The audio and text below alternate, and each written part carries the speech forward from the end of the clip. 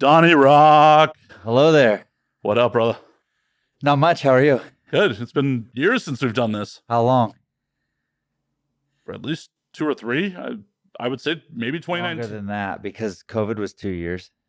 Yeah. And I remember driving here in my truck, and I haven't had my truck in probably 4 years.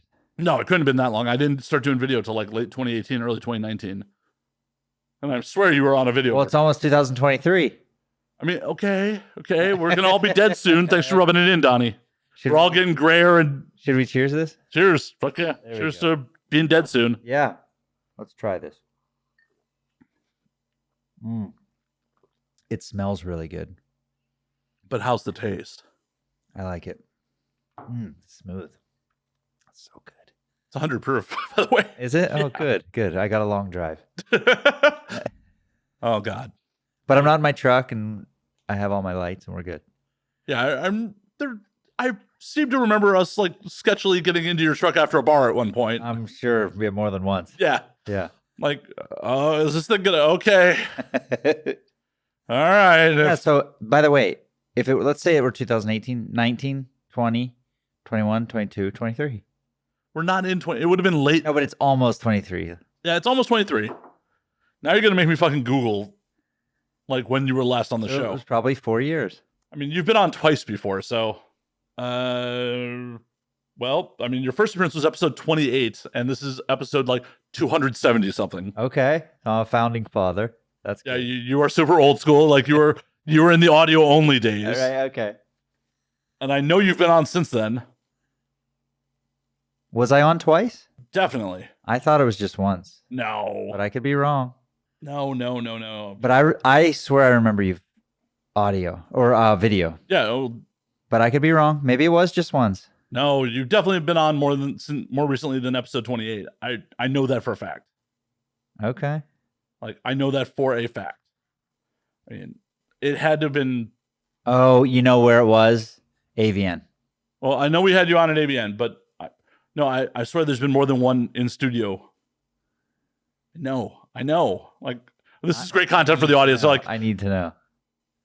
Maybe someone can call in. Can you guys call in and call into the pre-recorded show? Yeah. Oh, this is gonna drive me insane. And I'm sorry, audience. I'm sorry. To know. Like, I'll put a chapter on the YouTube or something so you know to like skip ahead on us looking through the back fucking catalog of when Donnie Rock was last on. I'm dying to know. One of these days, when I get less lazy, I will go actually properly update the IMDb. You have one? Oh, yeah, there's an IMDb for this. And it's been, since the video episodes came out, those are all in chronological order on the IMDb. Do you update it? I do. Yeah. And it was one of those things where, like, YouTube for a long time was, or IMDb was treating YouTube as television. So the show was listed as a television show. Right. Recently, they added a podcast category. So now that it's you got switched over. Yep. Okay, we had you on in 2017. Well, that was a long time ago. Yeah, obviously that was a super long time ago. My memory can't be going that bad. I think that was it. No way. That and AVN. No way.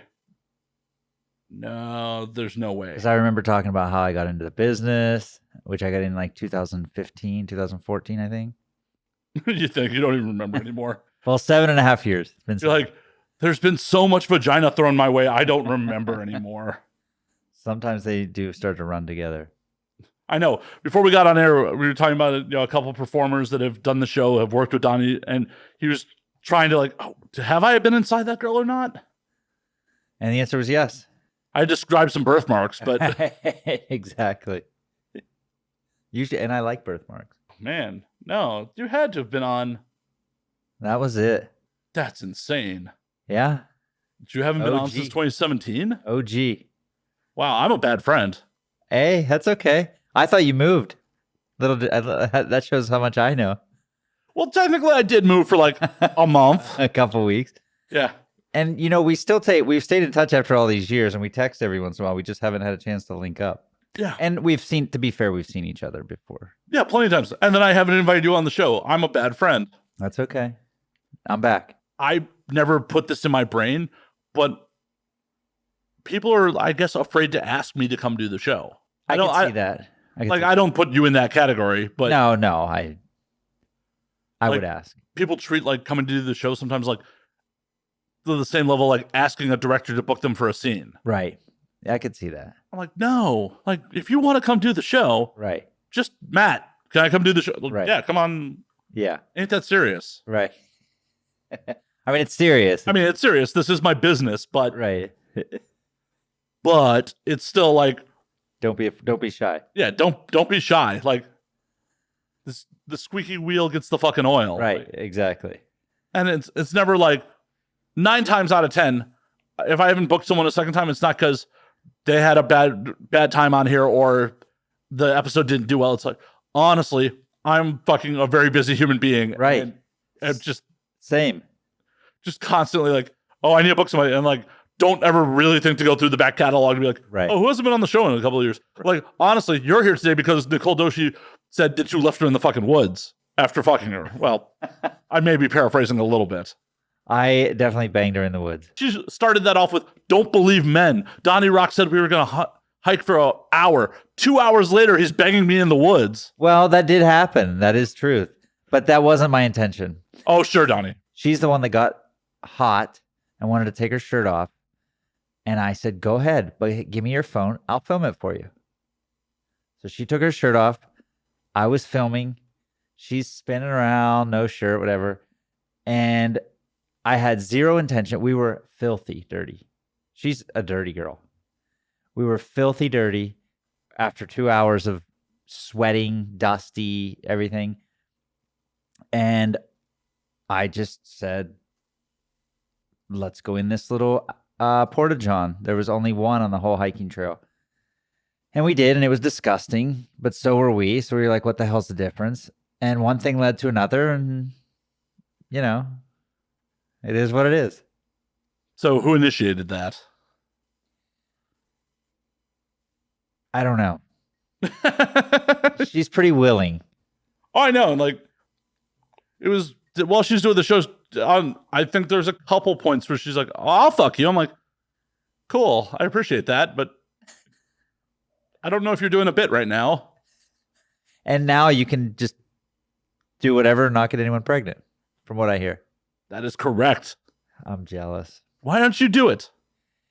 So here's the thing. Let me tell you two things. One, years ago, this was probably like 2005, something like that. I entered a competition for Valentine's Day on the radio, local radio station in Colorado. And they were giving away a vasectomy. And I wanted it. I wanted it so bad. I had my friend who was an English major in college. I had him. You had to write a paper and send it into the radio station of why it should be you, and et cetera, et cetera. So I had him help me write the paper. We wrote the paper, and I didn't win, so I was pissed. Whatever. So I forgot about it, and I should have done it a long time ago, still, but I didn't. And now I know nothing ever goes wrong. I know everyone has great results. I'm just a little worried because that's my moneymaker. If something were to go wrong, I'm fucked. You still got a mouth. You got a mustache. You got the porno stash. You can just be like a lot of cunnilingus. Just yeah. I mean, I guess I could, but I'm just a little afraid. I should do it, and I'm sure it would be totally fine, but I'm a little bit afraid. Hey, I filmed it, man. If you want to watch the footage of it actually getting done, like how fucking... I would like to see it. Yeah, it's on my YouTube. All right. It's really... You can show that? I mean, it's from chest up. It's me just basically reacting and mugging to the camera. But you weren't out. No. They just numb you. Yep. And boy, do they numb you. How long does it take? Under 10 minutes. And then what? You just leave, you go home? Uh-huh. They do it in the office or the hospital? It was like an outpatient... Like surgery center? Yeah. Like they rent... The guy I went through rents a room in a place in Vegas twice a month to do it. Oh, so you did it in Vegas. This is like getting married in Vegas or what? Pretty much. He gets them in and out? Yeah. How much? Grand scheme, if you don't have insurance, like $1,200. That's it? That's it. Oh, I might have to do it. I crowdfunded mine. You did? Yeah. Oh, I might actually do the same thing. Did you get all the money? I did. I should do it. Yeah, I set up a GoFundMe to like... You know what I could probably do? The porn girls would probably give all the money. Like, we don't want Donnie breeding. Exactly. Girl, do you enjoy me creep pieing you? Do you want it to be safe? And we can keep doing it. Right? $1,200. $1,200. I thought it was going to cost like 12 grand. Dude, I'm not a performer. I don't fuck nearly enough to spend 12 grand on. Well, right.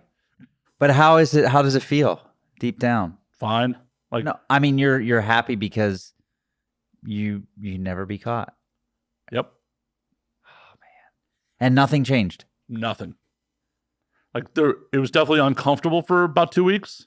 2 weeks? Yeah. So you think I should give myself 2 weeks? Oh yeah, you definitely should give yourself 2 weeks afterwards. Like, the first week, you're really not going to want to move around much.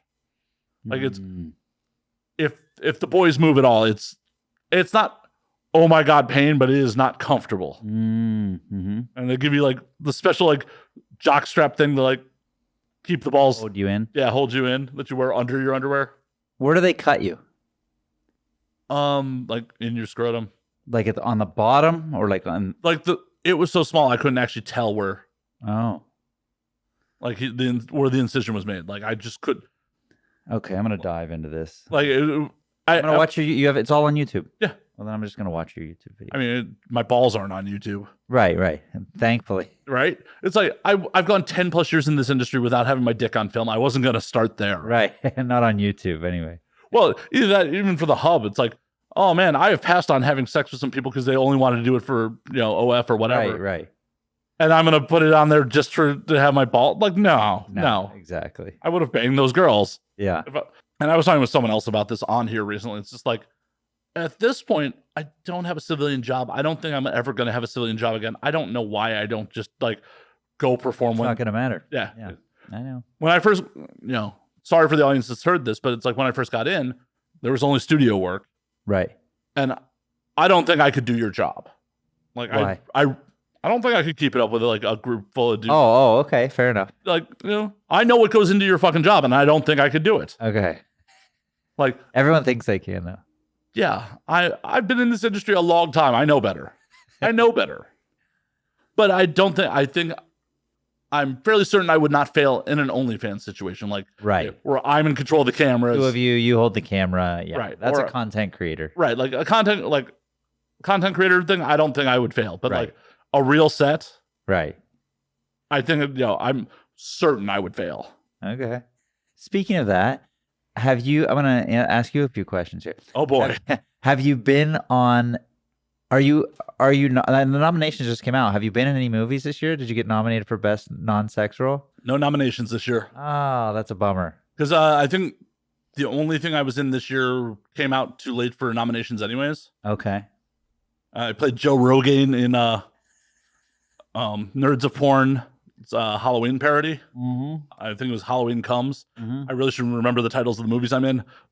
And I played Joe Rogan, the podcaster. Okay. Oh, perfect. Yeah. All right. But I think it came out like late last month. So. Oh, okay. So it'll be next year. Yeah. Okay. If it gets nominated. Yeah. Okay.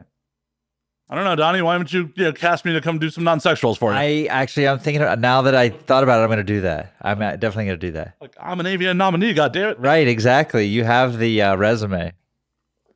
And the foul looks from Mike Quasar when I fuck up my lines to prove it. Exactly. What else has been going on? What do you need to know? What do you want to know about me? What have you been up to, man? Like, apparently it's been like 6 fucking years since you've been on the show. Yeah. So to be fair, you have been on the show twice. You were under the original branding when I was still co-hosting with Draven. That was at AVN.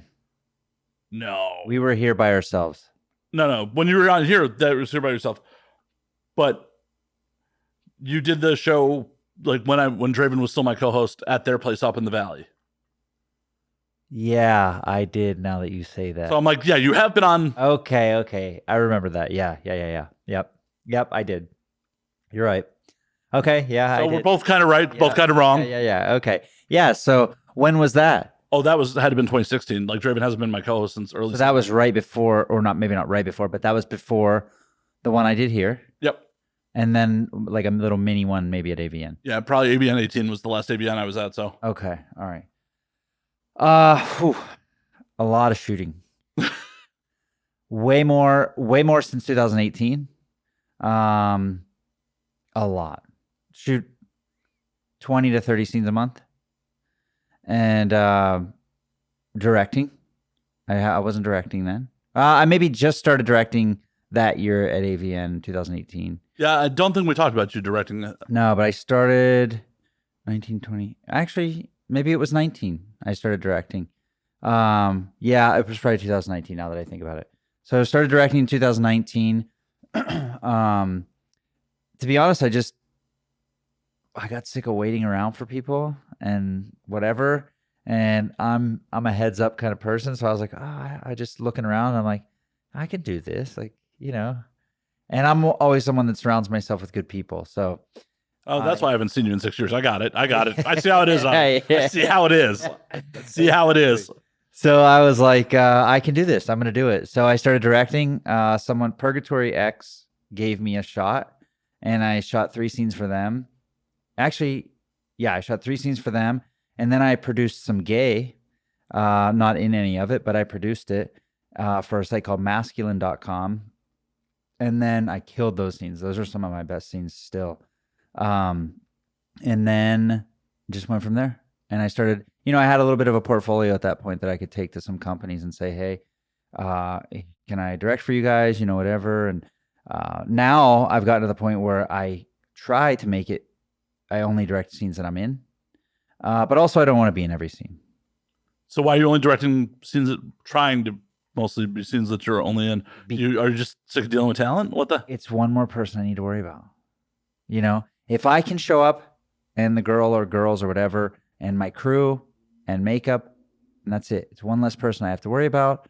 I'm like, hey, come over here. Hey, go over there, blah, blah, blah. And I'm not like a boss that, I don't get off on that, but it's just easy when you're calling the shots, and tell people, hey, it's my schedule. I know when I want to work out in the morning, which means I know when makeup needs to start and I know when we'd be needing to be on set. So for me, it's just so nice. It's my schedule. So yeah, I started producing, directing in 2019, and it's just gone crazy since then. And now I produce for 1, 2, 3, 4, 5, regularly 6 companies a month. And then a couple companies kind of come and go every couple months or every 3 months or 4 months. But yeah, I'm rocking. I have basically 4 crews, 4 people that I use on different projects. So for me, I'm real picky and I'm like a neat freak and whatever. So when I get a company that I produce for, I find someone, I find crew, and I keep that crew with that company. So for one, they're always getting the same product.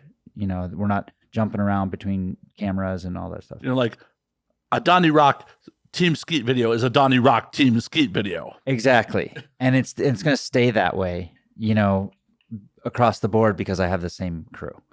Now, if I shoot for someone else, in particular, I have one company that they still print a magazine, Score Group. I don't know if you remember Score Group back from the 80s, big titty. Yeah. Yeah. Fucking Sheridan Love, my friend Sheridan Love did her first boy-girl scene for Scoreland. Yeah, exactly. So they are big on the pictures, so my guy is a photographer that can run a video camera. You know what I mean? So for me, that's kind of the way I assign my crews to whichever company, and it works great that way. And I'm organized. I have my shit together, and I've got systems, and they work. So what is a Donnie Rock set like? Because I've been on a bunch of people's sets over the years, and a Burning Angel set is way different than working for Marcos Rivera for Mind Geek versus working for Stormy Daniels. Like mine is very boring.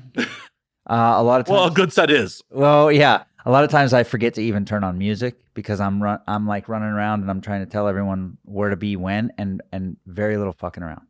Well, and that's how a good set should be. Like, I loved working for Marcos because, yeah, he's strict. He's strict, but he's boom, boom, boom, boom. He gets his shots. You are a fucking outlet because as crew, as you know, like it's a day rate. if I'm here 3 hours, I make the same money if I'm here 16. My dad always taught me the faster you work, the more you make. Depends on the gig. Well, if it's a rate, rate, you know. So like when I was working for Marcos, geez, it's been over a year since I worked for Marcos, but when I was working for Marcos, summer 21, like I used to love it because I'd roll in, fucking yeah. He has early call times. Was he just doing pictures? No. This is when he was directing for MindGeek. Oh, when they were still with MindGeek, Yeah. You know, roll in. I was PAing for him. Early call time, not the end of the world. Especially because sometimes I would drive directly in from LA to Vegas. Mm-hmm. Like directly. Was he still at the studio? Occasionally they'd be at studio, but a lot of locations. Yeah. Like a couple of the different MindGeek houses. Mm-hmm. And, be their ass early, set up. Boom, boom, boom, boom, boom. He gets shots. Easy peasy, in and out. Like sometimes we would be wrapped before lunch would get ordered. Yeah. That's my goal. In and out as fast as possible. And here's the thing. You have to keep people happy, for one. I mean, you don't have to, but I like to because it makes my life easy. Well, this is fucking high school, man. If you're not keeping people happy, everyone's going to fucking hear about it. Right, 13th grade. And at the end of the day, what now the whole dynamic has changed, especially since I've been in the business, as you know. With the platforms, someone can stay at home, shower, film themselves on this because everyone has one of these, and make $1,200. I know. I edit for some of those people, and I appreciate the work, but Jesus Christ, please match your frame rates. Right. Oh my God. No shade to any of my customers, but a little shade. Right. I'll get files that are just completely unlabeled that are in different frame rates, different resolutions. Like, oh, one of these iPhones was set to 4K 60. One of these iPhones was set to 1080 30. What do you want this product delivered in? Yeah.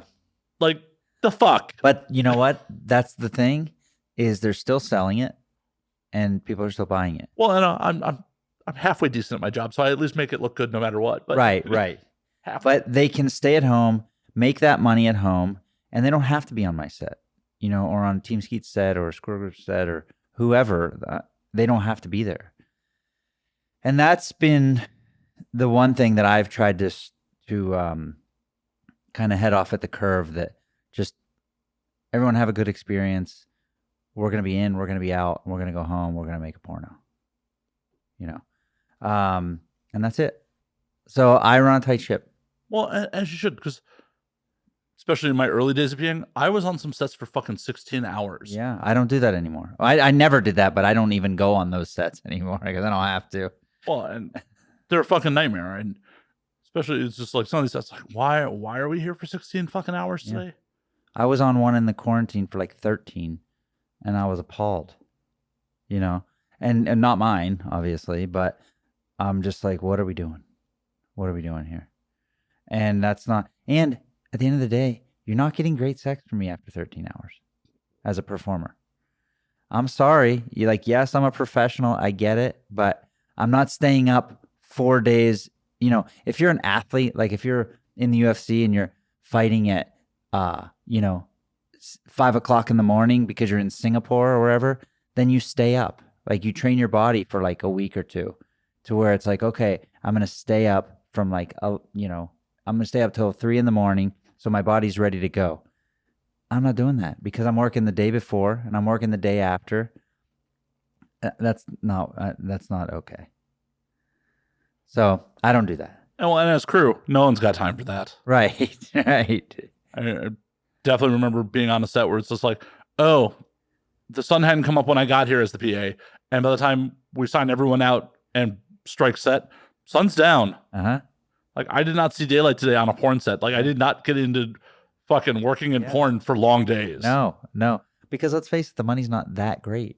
Oh, as a PA, it's not great at all. Right. I'm able to string it together now, but that's directing and performing and everything else. Yeah, I definitely have had some days as a PA where like, oh, I made under minimum wage today. Right. Yeah.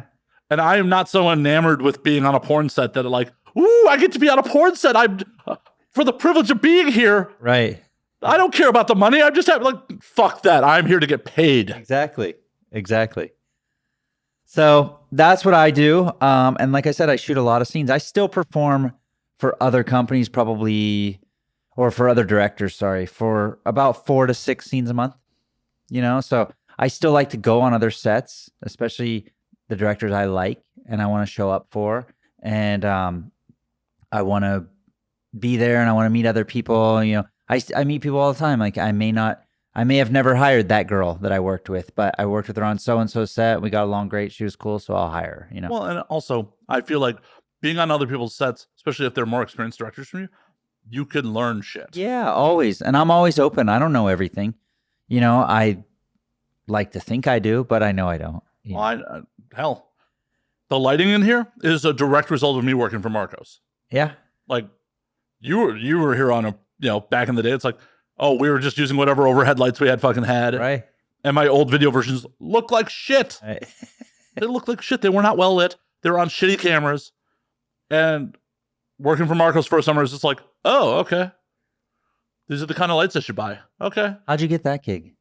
I've known Marcos forever. And Xander Corvus is a G. But why were you driving to Vegas? So during my whole Vegas shenanigans temporary move. So that's how it all went. When I got fired from that gig, Xander being a fucking G was like, oh, dude, that sucks so bad. I know that financially fucked you because, I put money down on a new apartment. Right. I was still paying rent here while I was there because I didn't want to I put my notice in on this place, but I didn't want to immediately put on my notice. Right. Until I was sure the gig was. Same reason I kept my P.O. box in Colorado and still have it because I still have one foot in the door. Yeah. And a storage unit. Exactly. And after a month, it was just like, oh, well, that gig didn't work out. Right. Well, thankfully, I kept my place in LA. And Xander's like, well, let me see if Marcos needs somebody. And I've known Marcos forever. Since he was MindGeek's photography guy. Yeah. Was he directing? Yeah. Oh, I didn't know that. Yeah. There was a time there when Vic was done and Marcos kind of took over. Yep. Oh, okay. I still stay in touch with Vic all the time. Oh, very cool. Yeah, he's a good dude. Him and I get along really well. But we have a lot in common. Yeah. So I was driving out to Vegas, a couple times a month, staying out there for 3-4 days at a time for multiple shoot days, and then driving back to LA. And it was just like, oh, okay. These dome lights are pretty much what Marcos uses. Yeah. And I'm like, yeah, I should invest in these for my fucking set. Yeah. And they're not expensive. I mean, they're not cheap, but. No, but I mean, in the grand scheme of things, they're pretty cheap. Yeah. Yeah. Though you tell a fucking a civilian or a non-industry professional that oh yeah, I spent $500 a light. Right. They're like, why the fuck do you need $500 lights? Right. One, they're gonna last years, motherfucker. Yeah. Years. Forever, really. Hopefully. Yeah. And two, you spend that much on light because they're properly white balanced. Mm-hmm. And they're gonna do their goddamn job correctly. Right, exactly. The cheap fucking $30 softbox you get off Amazon is running off of it's $30 for a reason. Yeah, exactly. You get what you pay for. Yeah, and I have a set of those fucking soft boxes sitting in my closet because I'm like, oh, I need lighting. Anything will do. Right. No. And I fucking kick myself for the years I spent on set just showing up, just doing the job and not learning shit. You got to pay attention. That's what I tell everyone. I actually don't tell everyone because they're A, not going to pay attention, and B, they're not going to care. At least for me, a lot of the sets I PA'd on, when I first was PAing, were sets where the director didn't really want to A, educate anyone, and B, just wanted you to do what he or she needed you to do. You were in the know just enough. Yeah, it's oh, make sure that 2257 paperwork's done. Get the bunny ears. Yeah. Make sure everyone's taken care of. But when it came to actual technical shit, porn's kind of mainstream that way, where people are worried about their spots. Mm-hmm. Yeah. And a lot of people don't want to educate you. Yeah. I'm not. I tell people all the time, I'll tell you everything I know. Good luck. Yeah, I'm organized. You can't do it like I do it. I truly believe that, and I'm not bragging by saying that. I'm just saying I'll tell you anything you want to know and have at it. Well, I'm going to come on one of your sets. All right. Don't worry. I'll be getting my Avia nomination for director. Someone stops by. Listen, one of my friends will stop by, whatever, and they leave. They're like, oh, we couldn't even talk.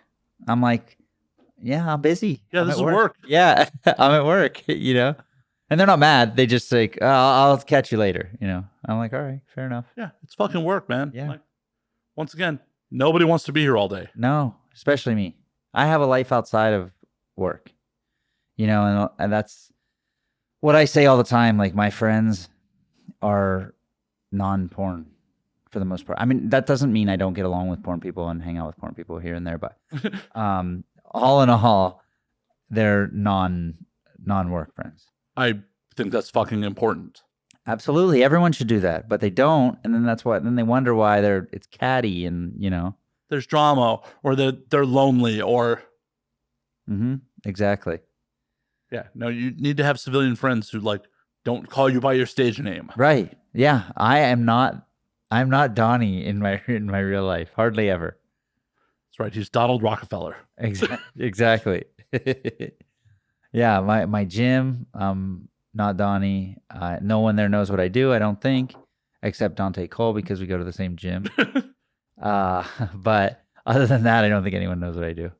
And then my other friends, like one's a dentist, one's a veterinarian. Like, they don't care. They know what I do. They don't give a shit. And you're getting your bases covered. You're like, I got my animals taken care of. I got my teeth taken care of. Perfect. Exactly. What's funny is, well, A, I don't have a animal, and B, I have not gone to my dentist friend, but I haven't gone to the dentist in a while. I need to go, so I just need to go.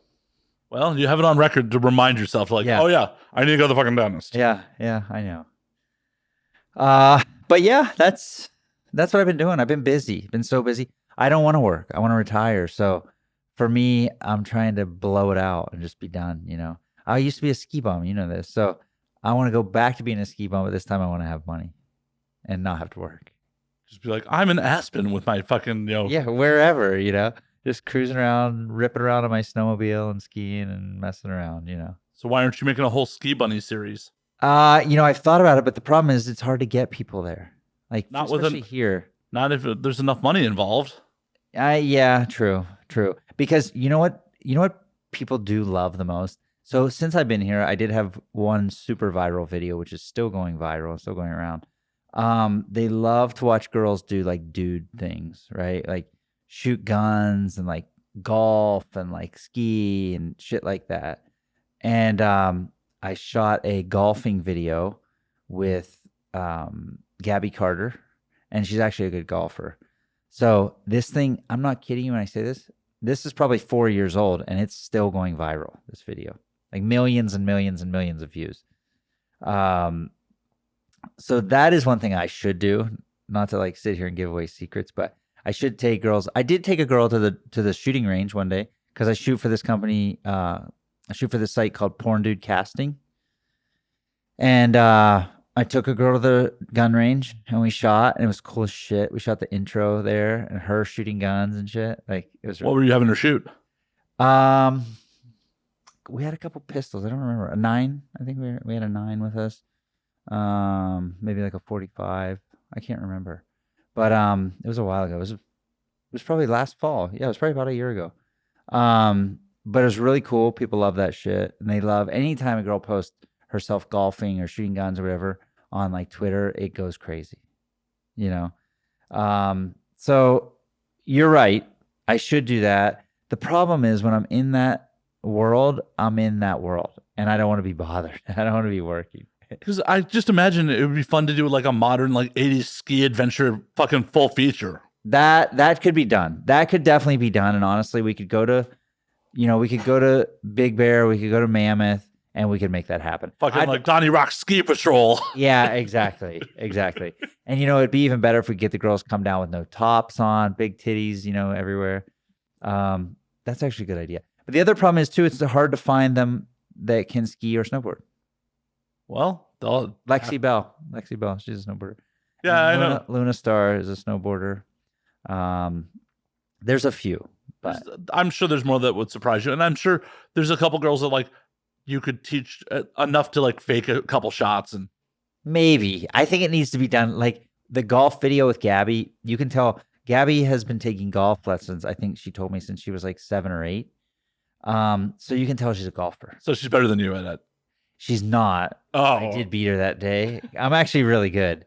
So I beat her that day, but and then I came in her on the golf course.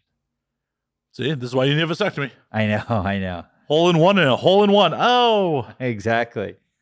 But that's a good idea. I should do that. I have no site. I haven't started a site of my own in the 7.5 years. I haven't really had any what I think are good ideas. I don't know. But that's also, the solo site is a lot of fucking work.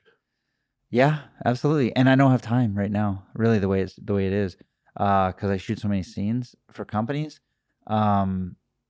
I don't have a ton of time to plan something for myself, which, again, I'm not like mad about, but it would probably be smart, or it probably would have been smart 3 or 4 years ago. Yeah, at this point, is it actually a smart business move to like get hosting, deal with billing, all that fun shit, populate the site with extra content that you're not shooting for other people? And that's what right now is the big question. You can go pay OnlyFans 20% of your earnings to webmaster your stuff, and it's not nearly as regulated. Right. And on top of it, you will have, even though OnlyFans discoverability kind of sucks. Right. You already have people that are spending their money on the platform. Right.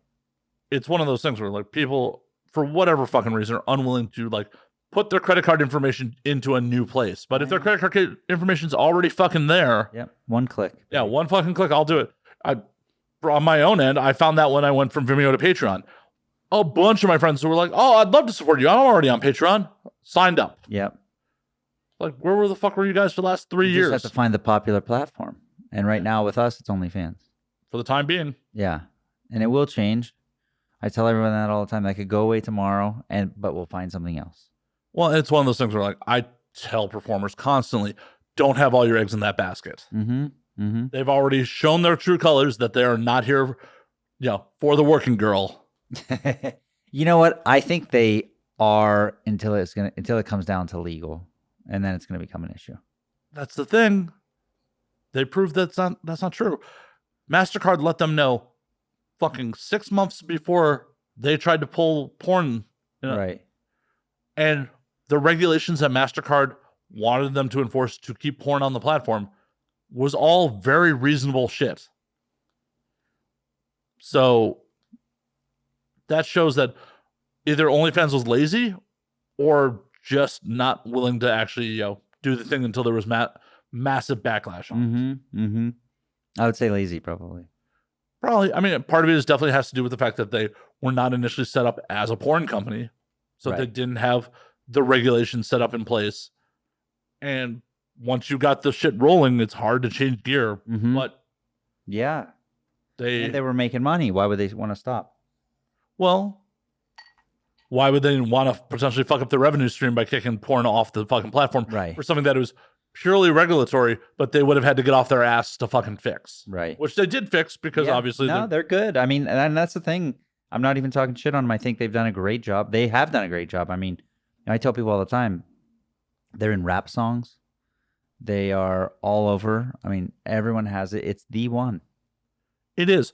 But much like podcasting or other content creation, it doesn't have the discoverability. So if you don't already have a name, you could be squandering, like you could be fucking yourself or fucking other people for content that just never sells because no one knows it exists. Mm-hmm. You're competing against every hot bartender, every like house girl at a strip club. That's been my new idea, is take like a bar, like like these. Yeah, I guess I'm going to use the old example of like Hooters, right?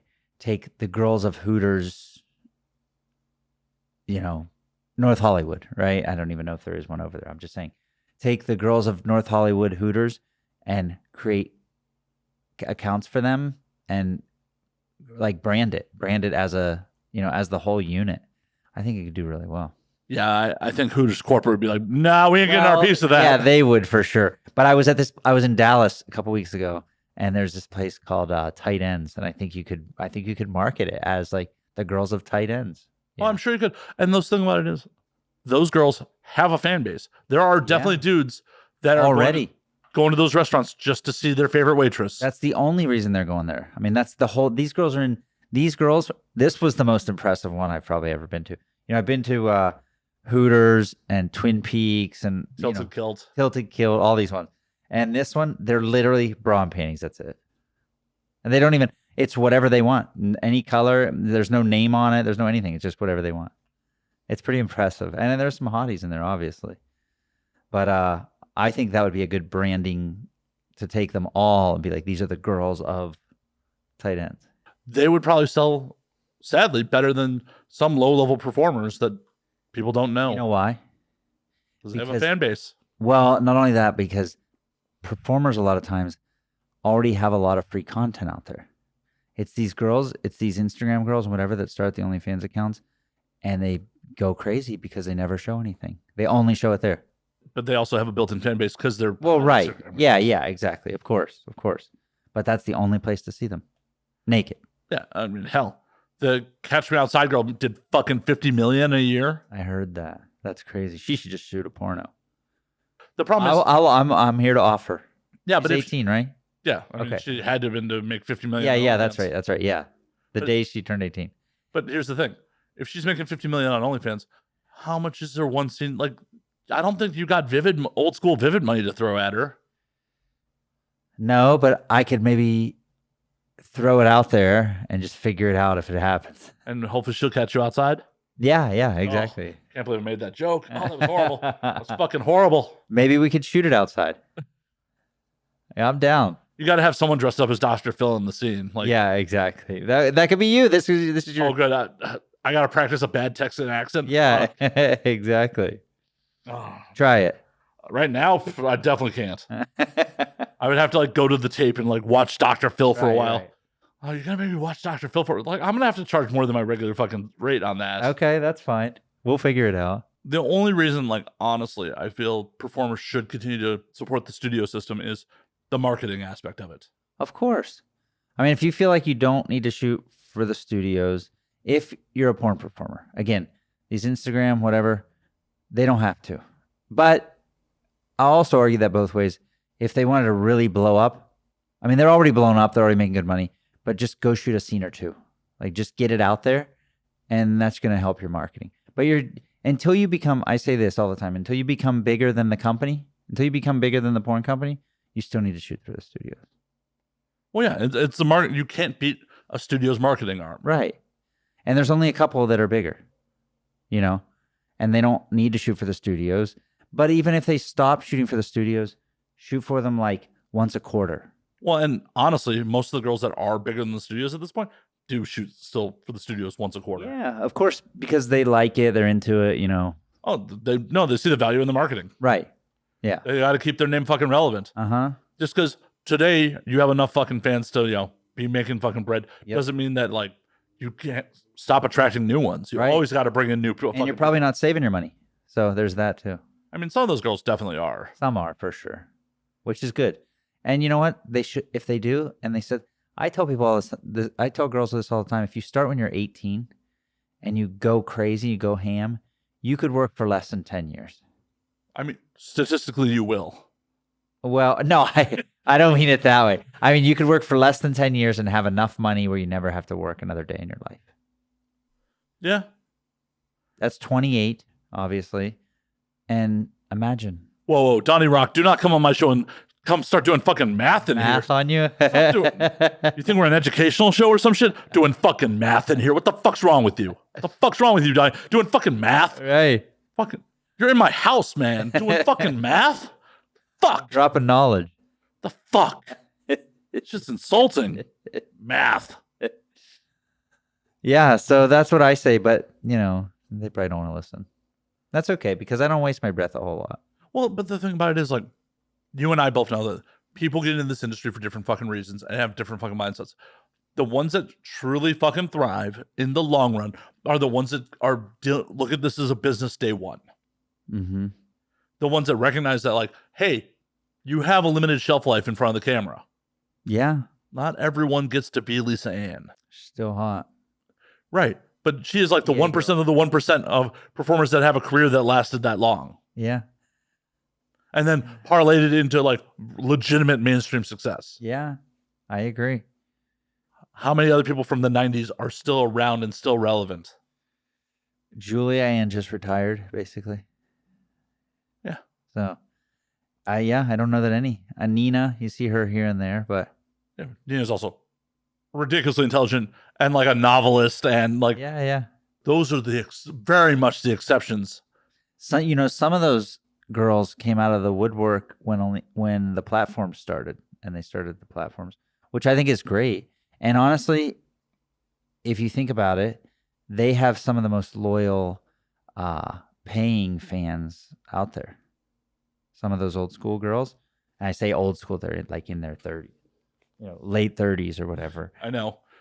It's mind-boggling to me, like girls that like I used to watch like on Vivid content when I was like barely out of high school. They're like, oh shit, that girl's like my age, like right, because she was 18 at the time, right? Like, I was like a fucking kid in my mind, and you were a woman, and it's like, you're younger than me. Fuck. How did that? Yeah. How old are you now? I'm 41 now. 41. Okay. Yeah. I just turned 42 in September, but still young and thriving. Ain't dead yet. Coming soon though. Yeah, probably. Who knows? I mean, at the rate it's going, like you haven't been on the show in 6 years apparently. Right. I'll see you in 6 more. I'll see you right before I retire. Hopefully, it's right around that time. Yeah. God damn it. If I'm doing the show over a fucking decade, I mean, hell, me doing the show over a decade will be coming sooner than fucking later. I mean, I've been doing this show since early 2016. Yeah, there you go. So you've been 6 years now. Almost 7. So you only have 4 more to go. Only 3, man. 3, yeah. About to be 23, man. Wow. That's crazy, right? Right. Who was your first episode? So I'm counting the time, where Draven and I were the Small Hands was the very first guest. Really? He wasn't even in the business, was he? Yeah, he was barely in at that point. Oh, wow. But I've known Aaron since he was just Joanna's boyfriend. Right. Yeah. So it was an easy like, hey man, we're trying to do a thing. Plus, the original concept for this show came together at a house party at Joanna's house. So literally I turned to Draven like at the house party, like, hey, you want to do a podcast? And I think she initially thought, yeah, whatever. Yeah, it sounds like, and then like 48 hours later, the gear was here. I'm like, all right, let's do this thing. And here we are. Fucking hundreds of episodes later. And you only, other than with her, you only did it by yourself? Andy Cruz was my co-host for about 8 months in 2017 after Draven. Okay. All right. And that's it? And that's it. Interesting. What was your favorite episode? My favorite episode, honestly, is probably Dino Cazares from Fear Factory. Because that's a band I listened to in high school. Okay. So having like the founding guitarist from a band I listened to in high school, right, in my apartment telling fucking wild tour stories. Yeah. Fucking great. Interesting. I may have to pull that one up. My audience gave 0 fucks, by the way. That episode. 0 views? Like, not 0, but like, there's some real like hardcore fans that like no matter what we put out, they'll give it a listen. Right. But it didn't move the needle. Okay. And it was an episode like I was just so fucking stoked about. I'm like, holy shit.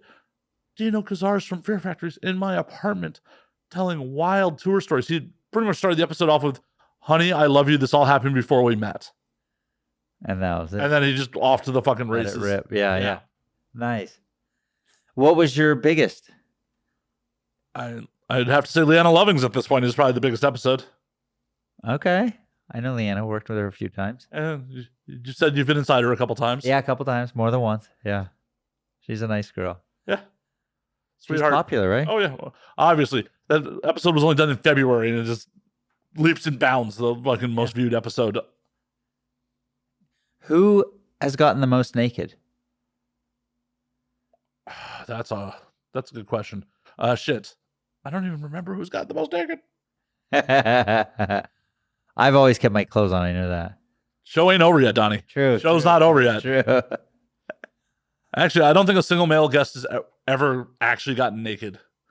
That is wrong.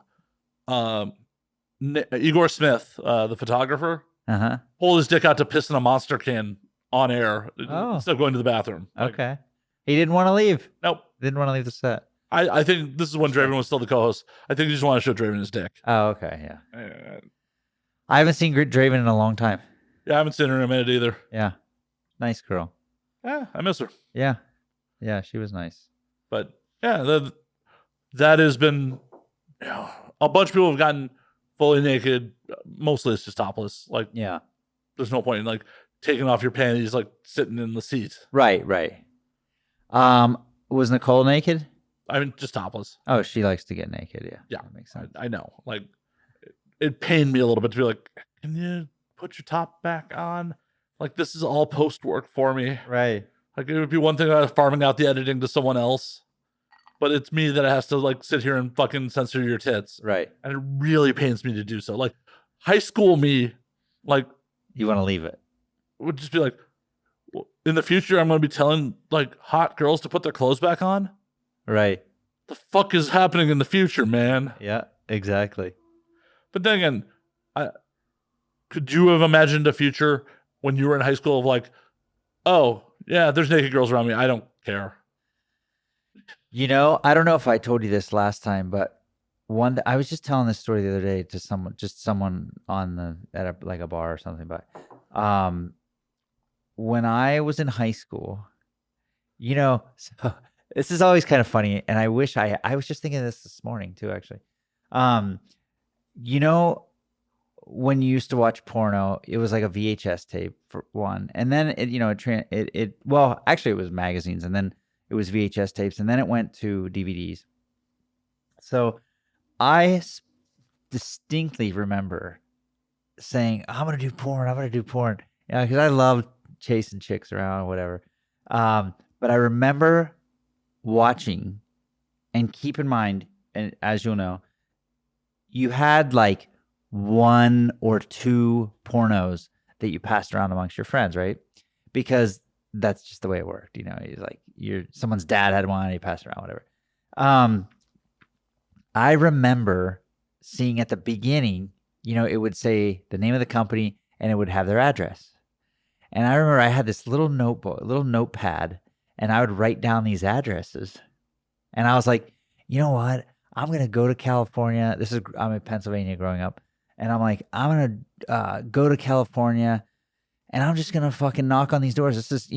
I graduated high school in 99. So this was doable at the time. Right. I could go to Chatsworth. Yeah. Pre 9/11, everything. You just rock up somewhere and say, hey guys, like I'm here.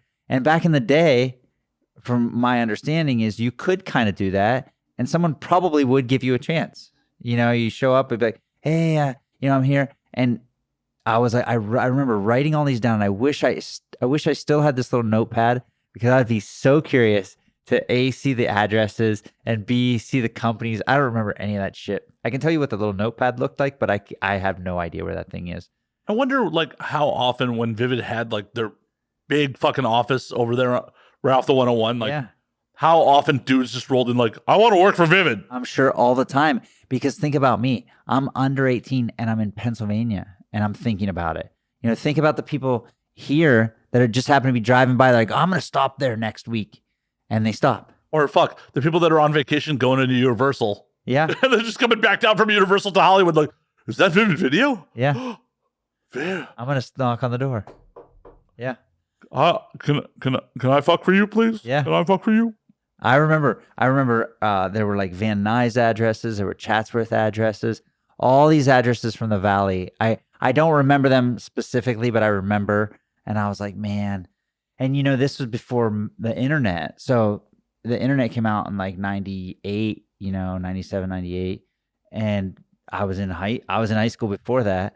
And I remember, so you can't look this stuff up. Where the fuck am I going to look it up? Like, open up the atlas, I mean, you might be able to map quest it and like. Not even then, because the internet didn't exist. Oh no, the internet existed. It was just really shitty. Well, yeah, I had dial up and Yeah, like I definitely had high speed internet like shortly after high school in 99. Right, yeah. But I was like, where are we going to look this stuff up? I didn't know where Van Nuys, California is or whatever. And I would love to have that notebook just to see what those things say. See what those addresses were. see what the company names were, you know. See who still fucking works there 20 or 30 years later. Oh, and see if those companies even still exist, you know. And I like porn history. So in the 7.5 years I've been in the business, I've become like a historian. So I like to meet all the old people, old performers, old company owners, even like the marketing people and the office people, because they all have good stories and I like to listen to the stories. So I would be so curious to find that fucking book, which I'm sure is long gone and in the landfill somewhere. But I would love to see that book and see what addresses I wrote down. Well, could you imagine getting in the late 90s, early 2000s? That was a wildly different industry than the one we're in today. I'd be retired. Well, yeah, there's a lot more money in those days. Yeah, I'd be retired. Then again, like I said, I graduated high school in 99. If I'd have gotten in my car and driven out here, I'd be retired. Maybe. Evan Stone is still around. Well, yeah, but I think as a business guy, I would have known. And granted, I was young and dumb, 18 at the time. And I'm sure I would have blown through money, but I think they were making enough to where you could still blow through it and save it at the same time. I mean, some of those old school dudes are still around. Evan Stone's still around. Tommy Gunn's still around. Yeah. And I don't know, man. I think it would have been crazy. But who knows? And that was the thing. I didn't, I remember taking that book, and I don't think I took it too serious at the time, or I think I kind of took it serious at the time, but not really. And now, fast forward X amount of years, and I didn't get into the business until I was 33. But it's like, wow, I'm doing porn, and I would have never, like the dream, I guess, or whatever you want to call it, was long gone, years prior. But when I couldn't find the book anymore, so just kind of crazy sometimes. Every once in a while, I'm like, damn, I do porn, and like, I thought about this a long time ago and then just bailed on it. Well, I think every 18-year-old dude's like, yeah. Yeah, to be fair, I wasn't the only one thinking I was No. I never thought about doing porn. Like, I never. But I also didn't think about the realities of those situations at 18. Like, right. It was just like, oh, porn. Yeah, cool. I like porn. That's cool. I don't know.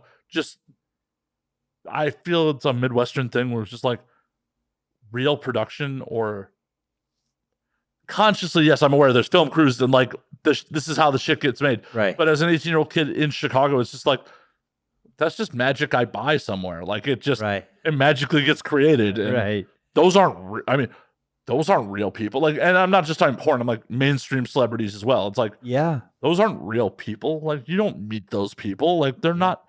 And then as like my jaded fucking 41-year-old ass, like, I've met some very fucking famous people, and it's just like, they're people. Yeah, same. Some of them are giant douchebags. Some of them are really cool. Right. Just like normal people. Yeah, exactly. There's no difference. No, they're all just people. Like, the idea of, at this point, of being starstruck from meeting someone is just like, no, they're just people. Right. They're just people.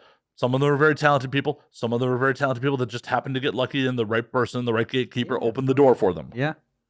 That's what probably usually happens. A little bit of talent, a little bit of drive, a little bit of luck. Mm-hmm. Mm-hmm. That's what gets you anywhere in life. Yeah, exactly. Exactly. Sometimes that luck is just to, come out of the right nutsack, but yeah, right. Yeah. So I don't know. For me, it's been good. I've been able to navigate it and just kind of make it happen, especially in the last, 3-4 years. It's been rocking. It's been really busy. It's been good. So, what have you been doing with side things with your penis in the camera? Not much. I've been working. I've been focused. But I will say I go to a little music here and there. For someone who's like, I'm looking for work-life balance. So what are you doing outside of work, Donnie? Well, nothing. I'm not. I used to be looking for work-life balance. Now I'm not, because I'm focused on retiring and I want to be done and not work at all. So, but I will say I'll do a little music here and there.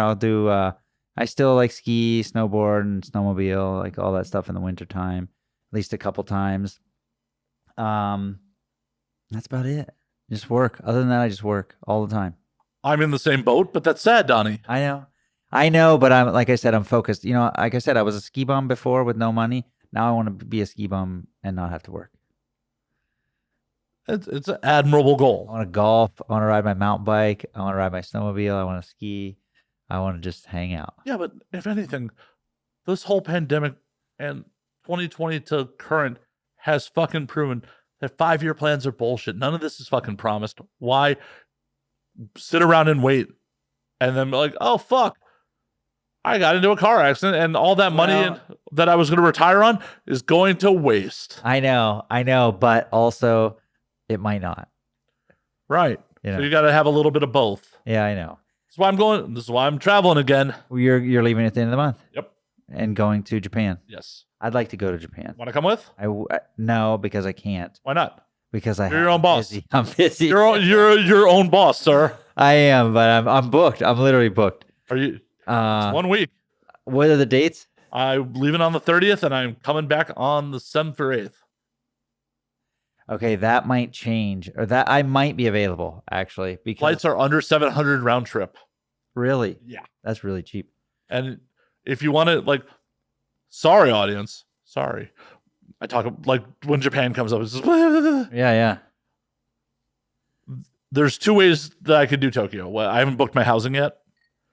Either I can burn hotel points and just stay for free in a Marriott, because I still have a fuck ton of Marriott points, or you get the fucking scummy tiny Airbnb for like $35 a night in a neighborhood, because Tokyo is a city that you do not want. You just need a bed. You need a bed and a place to wash your asshole. Right. And then otherwise it's just go. Have you been before? Twice. That's why my aunt's is sick about it, because it is my happy fucking place. So you like it? Oh, I love it. What do you like about it? Sorry, audience. Well, you don't have to tell me everything. Pretty much. So culturally, it is so different than the States. I love the Asians. Well, the Japanese especially, it's just so different. Like, it is a super polite society where shit just gets wild. Like, you will regularly see just passed out businessmen on the street in Tokyo, just sleeping on the street from a night of hard drinking. They are a very work hard. They like to drink a lot. Yeah, they are a very work hard, play hard culture. But it's considered rude to like talk on a train.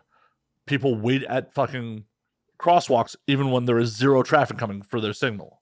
It's a very orderly society. It's a very polite society, which I like. I'm a neat freak perfectionist. So it's just a weird dichotomy where it's just like, oh, y'all are wild, but you're very, very polite about the wildness. And then the architecture's just different than anywhere else I've been. Like, the use of art in public spaces, or just the weird art. Like, the minute you step off the plane, like my very first time stepping off the plane, like, there was a sign about not spreading diseases that was just a cartoon, like just a drawing. Like, it was just like, okay, I see how it is. Right. You get off the train station in Roppongi and there's just a giant spider statue. Like, it's like a story tall. Right. It's just like, okay, just weird art and weird architecture everywhere. And even when they don't want to deal with you, they're very polite about it. It's just the culture. Yeah, it's just the culture. And like, crime's not really a thing. So it's like, you can, get a little wild and not have to really worry about, like, right, am I going to end up fucking robbed? Yeah, because that's not a good thing for me. That's why I don't go to like Mexico or anywhere. Because once I get fucked up, I'm lawless. Yeah, I mean, not to say there aren't fucking laws, but I definitely Yeah, I know. But I don't want to go somewhere where I'm going to get arrested and then be in there forever, Well, I blacked out drunk and like slept in a fucking planter at a train station for a couple hours and was fine. In Vegas. But I was fine. Like, nothing got stolen, nothing. Right. Completely unmolested. Police didn't say anything. Like, just basically sleeping on the street. Was your ass sore? No more than usual. Oh, okay. And I was about to make a really horrible joke. Did not.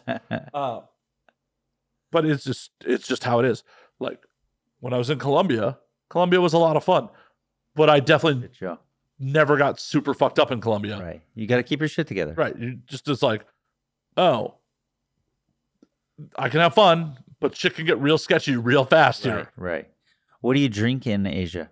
Oh, they're big whiskey drinkers in Tokyo. Japanese are very big whiskey drinkers. Really? Yeah. But there's also a lot of scotch and soda. Like, that's a popular drink. They sell canned highballs. Like, you can just buy them in cans. And I like that. I like a lot of these new drinks that are coming out in cans, like the mules and the bloodies and all that. But you know what? Last time I was in Japan was 2016, and like just everywhere you went, like, oh yeah, let me get a fucking scotch and soda in a can. Clang. Really? Yep. Oh wow. Serve them to you on trains too. Ah, that sounds awesome. Yeah, it's just rad. I like the food. Oh, and the food's amazing. Like, and that's one of the things I judge almost everywhere I go. Like, how are the meals I had? Right. And in Japan, I've literally had 2 bad meals. That's one. it. One was in the airport. You can never count airport food. Yeah, true. That's like a pass. Right. Airport food is always a pass. And then one night we just were being lazy and didn't want to venture too far from our Airbnb. We went to a place called Freshness Burger, and that Freshness Burger was just not the answer. Like, it was just one. It's like, in the grand scheme, it wasn't horrible, but when I bit into the fucking patty, it sprayed grease on me. I'm just like, fuck this thing. Yeah. This thing is my mortal enemy. Right. But everything else, fucking phenomenal. Like, you know, you get some cuts of sushi from places where they're pulling them out of the fucking tank.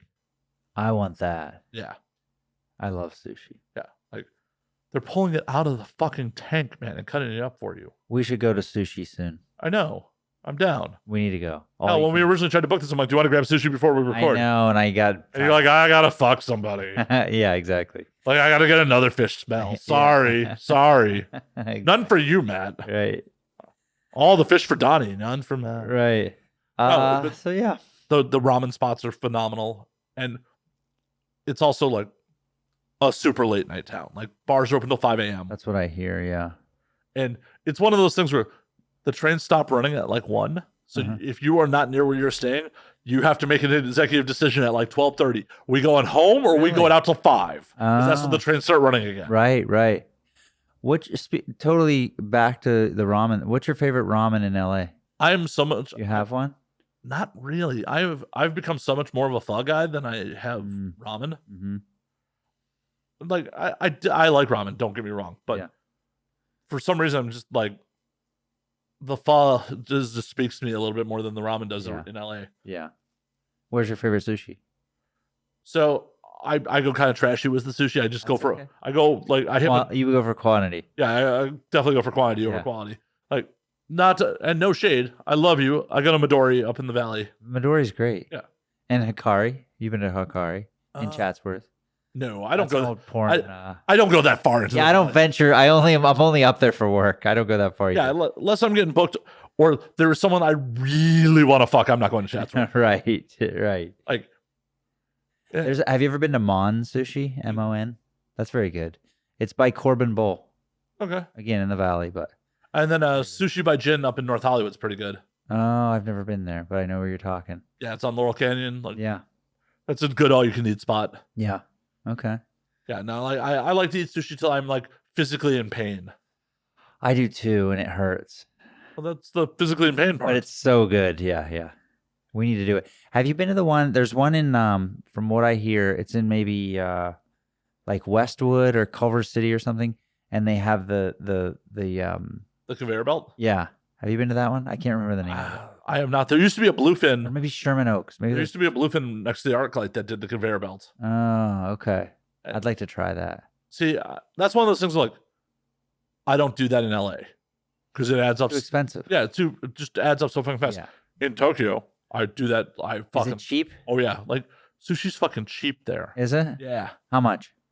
I mean, it's been 6-7 years since I've been, but yeah, but like at the end when you left, how much did you pay? Not much. $50? Not even. And that's with drink. Yeah. Well, depends on the spot. Yeah. Of course, there's some higher end. But also, there's I hope to God it is still there. Like, I don't even believe in God, but I hope to God that it is still there. There's a teppanyaki spot in Roppongi, right across the street from the Ritz-Carlton. For like 6 years ago, it was like $50 all you could eat. Kobe sashimi, fucking seafood on the fucking What's your favorite here in LA?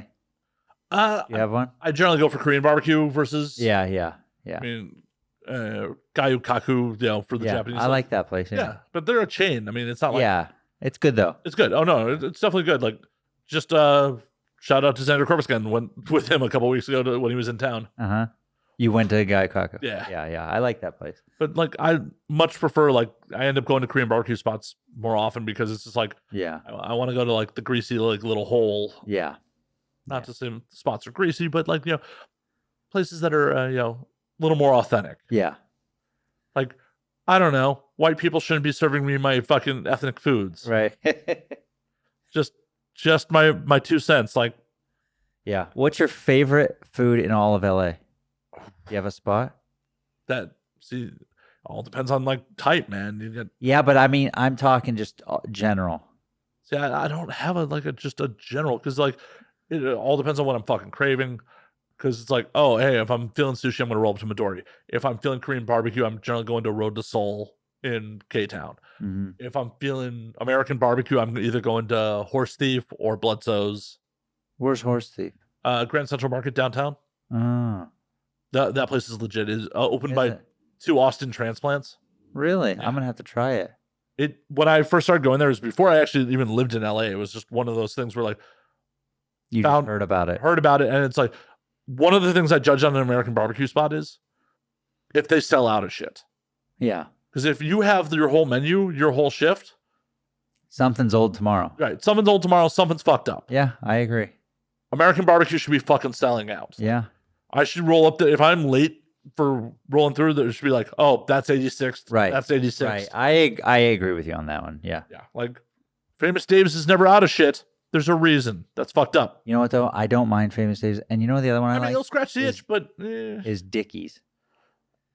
Once again, like, in a pinch. Right. In a pinch, it'll do, but compared to a real spot. Yeah, I know. I just went to Hutchins in Dallas. You ever heard of it? I have not. They say it's always in like the top... I think they say it's always in the top 5 in the state of Texas. It's called Hutchins. They have 2 locations. It was very good. If you make it back to Dallas, there's a place in the Arts District called Lockhart Smokehouse that's really fucking good. Okay. I'll have to ask my friend. He lives there. Yeah, it's one of those like served to you on butcher paper, runs out of shit. Mm-hmm. Mm-hmm. Barbecue by weight. Like that's another way to judge if, it's not like I'm ordering like a half a rack of ribs for $13.99 or whatever. It's like, okay, what's the weight of what I'm... Yeah. I want a pound of brisket. I want to, Yeah, that's valid. Also, if you make it back to Dallas, not on the barbecue front, but on the steakhouse front, Bob's Chop House is a fucking rad time.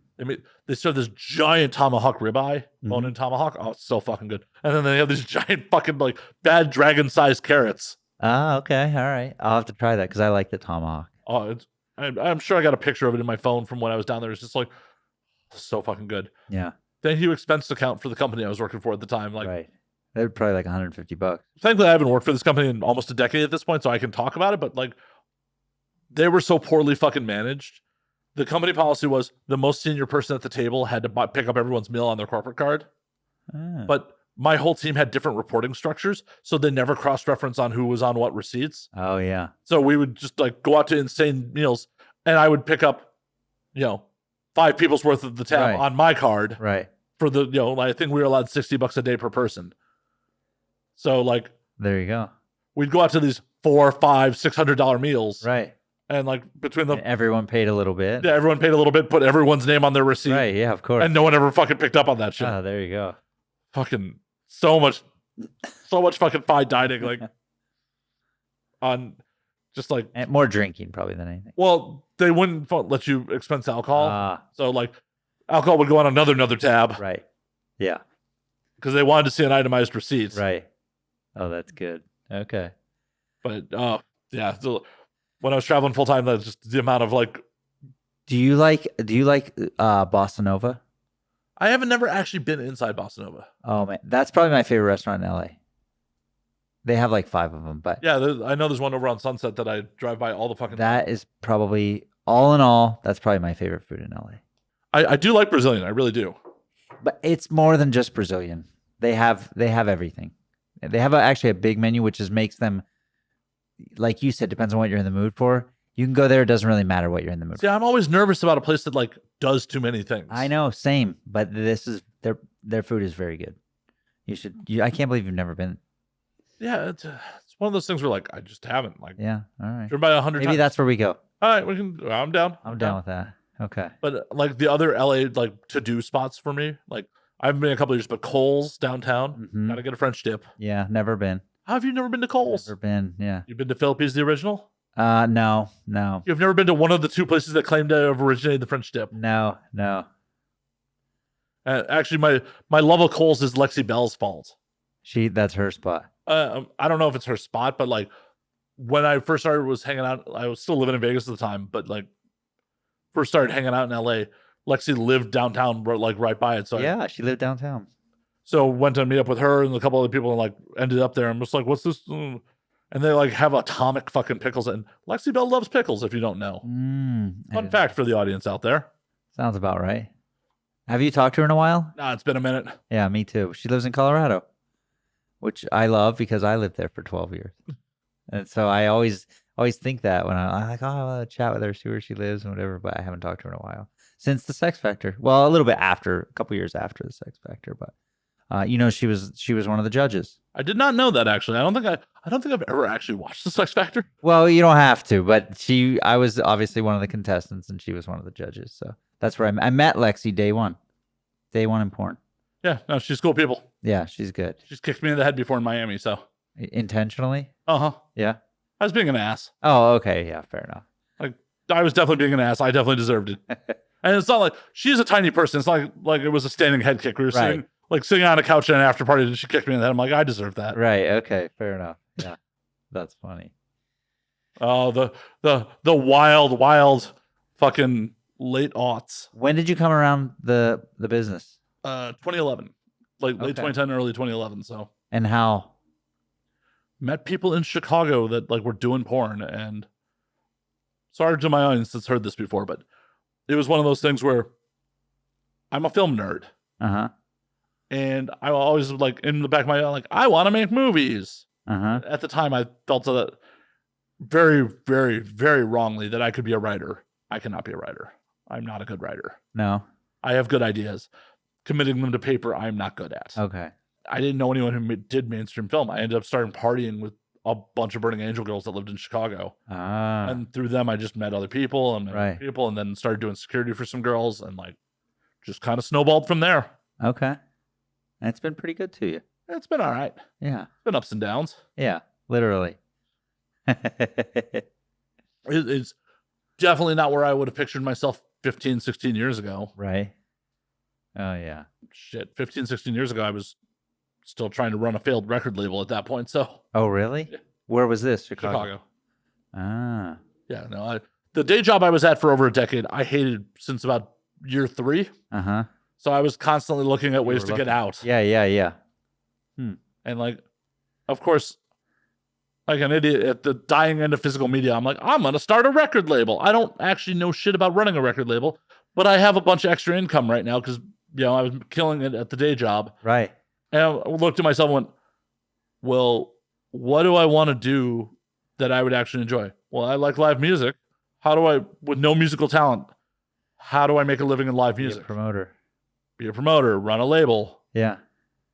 So I dove fucking headfirst into like learning the business of music and like getting contracts drawn up. And then this is the height of MySpace. And MySpace over Facebook, the one thing MySpace always had going for it was a great place to find music. MySpace was a big music spot. Yeah. Yeah, I knew that. As much as like someone's MySpace page might give you AIDS for the younger audience, like it might give your computer AIDS. Right. Yeah.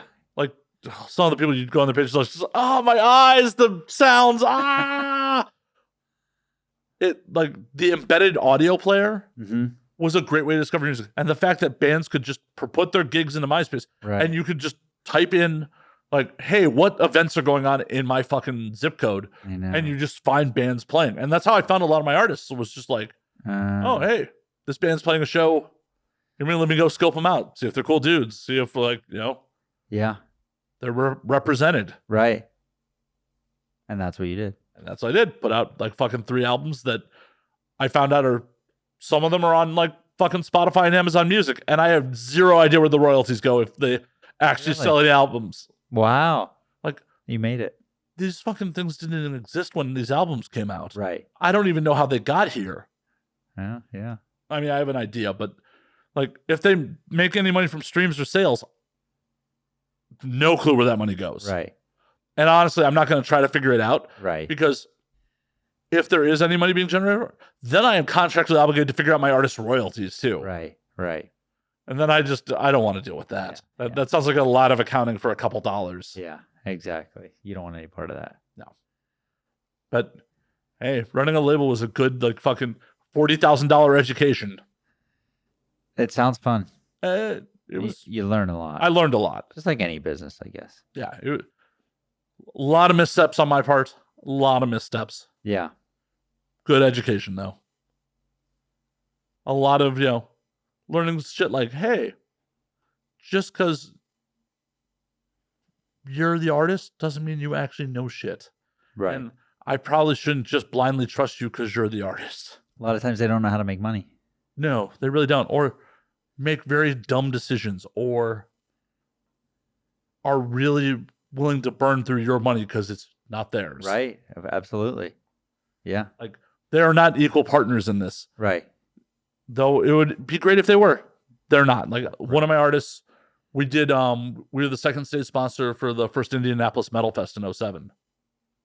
And like one of my artists, and it pained me to fucking do this, hadn't delivered their fucking album coming into the festival's like a month out. I'm like, yo guys, if I don't have an album from you that I can press and sell at this festival, I'm not going to book you for it.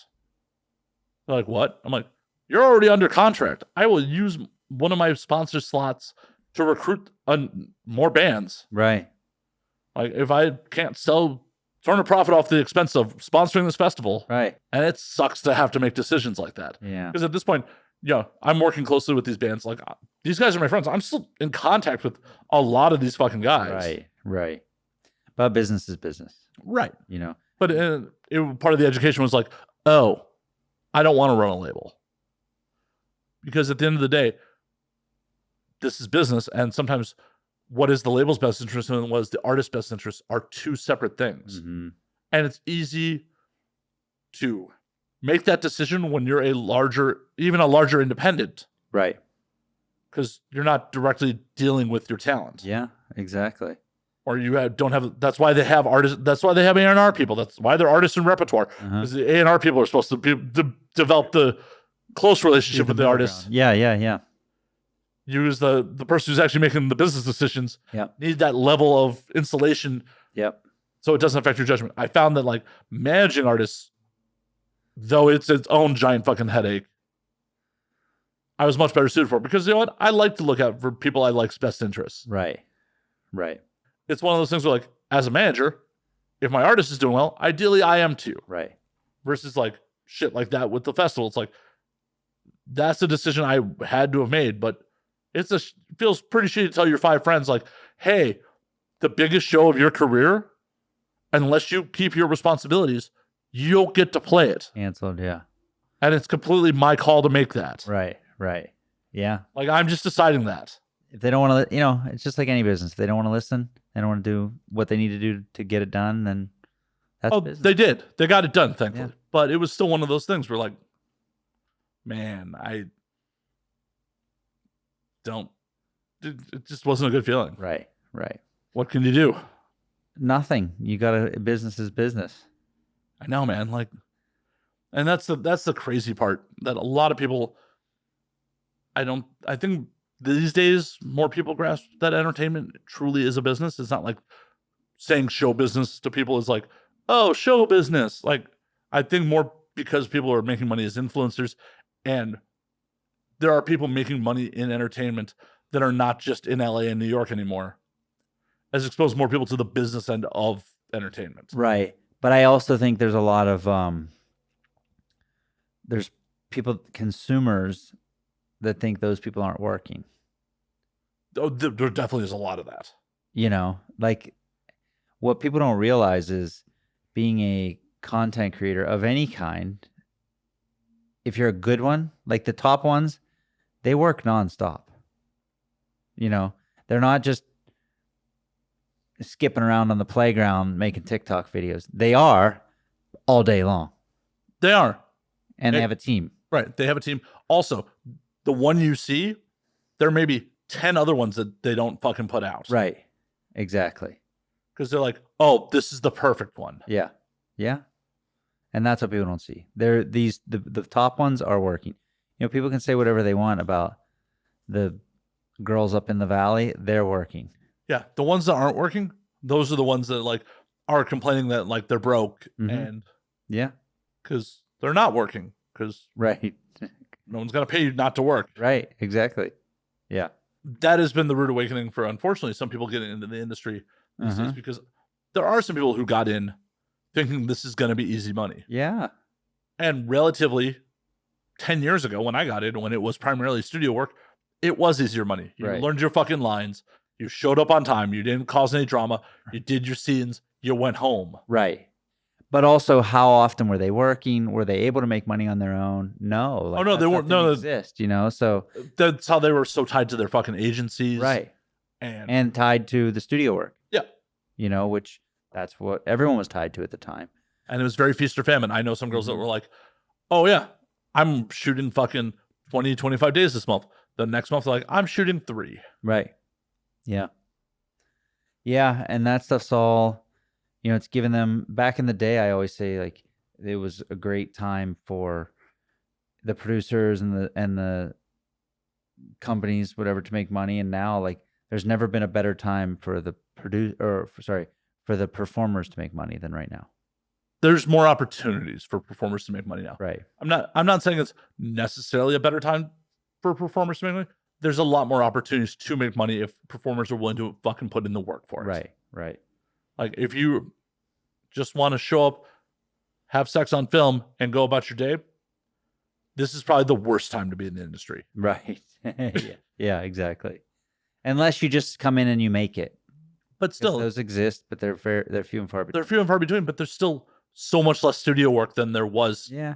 Well, that I don't know. I would argue that there's less studios for sure. Yeah, but I'll bet you at any given day, I've done the math on this, I'll bet you there's 80 scenes going on in the Valley every day. Right. And there are way more than 80 performers. Oh, for sure. But that's also part of it. There's more performers than there always was. So ratio-wise, yes. But scene-wise, the scene count has to be up. I don't know what it was back in the day, but it has to be up. It probably is, because it also is cheaper to do production these days than it was 10 years ago. Like, to get even a camera the quality that we're shooting this podcast on would be a massively expensive camera 10 years ago. Yeah. Yeah. Like, but this is a professional podcast. Sometimes. But just a camera that can shoot 1080p, even 24 frames, 1080p 10 years ago? Like, what the fuck are you shooting on? You can't, no DSLR was shooting that right 10 years ago. Right. So you're looking at it like an actual Cinecam. Yeah. You're looking at a fucking Red or an Ari or a high-end Canon. Yeah. At that point. Yeah, you're right. So that's part of like the barrier of entry of like, you couldn't shoot your own work. Right now, I know a ton of girls are shooting on their phones, but they could easily afford, one of these bodies, or we were talking about before, like the FX30 that just came out. If you don't want a fucking XLR top handle, is a $1,700 Cine body. Right. The problem is, well, not problem, but this, especially the new one, like, this is very good quality. Oh yeah, no, I mean, they've shot feature-length films on iPhones. But the other thing is too, this is $1,400. Just like a good camera. It's actually more expensive than this body. Right. So this is very good. That's all you really need. And that's what a lot of people are doing. It is and it isn't. Yeah, I know. If you were not really looking to learn your craft. Right. It's the easy. It's perfect. Yeah. Exactly. Because you're not having to fuck with aperture. You're not having to fuck with frame rates. You're not having to fuck with your resolution, your ISO, anything. You're just like, the phone will figure it out. Right. It's idiot proof. Right. But if you want to have like a distinct look for your scene, right, different bokeh, like you have to get real glass. You have to right, exactly. You have to learn like, okay, this is what it looks like when I stop it down, or right, open up the iris. Like Yep. I love that. Like, I have not actually learned this shit except in the last couple of years, and I'm talking like I'm a professional. I guess I am at this. You have everyone fooled. I It's okay. Until that moment, until I just admitted on the internet that like, I honestly, though worked on some like mainstream product and shot them, I didn't know what I was doing. Right. Like, hey, you got to fake it till you make it. Yeah, I really super did in a lot of cases. That's what I did. There was definitely some cases in retrospect where I'm really cringing at like what you offered. Yeah, well, A, what I offered, and B, that people bought it. People paid me. Like, oh man, I didn't know what I was doing. You really didn't know what you were doing. I was always confident that I could deliver. Oh, I delivered, but I look at the product I could deliver now versus the product I could deliver even 3-4 years ago. Yeah. And it's like, oh man, I shouldn't have been getting the rate I was getting like 3 or 4 years ago. Thank you for paying me, by the way, but whew, that you did not get your money's worth. Right.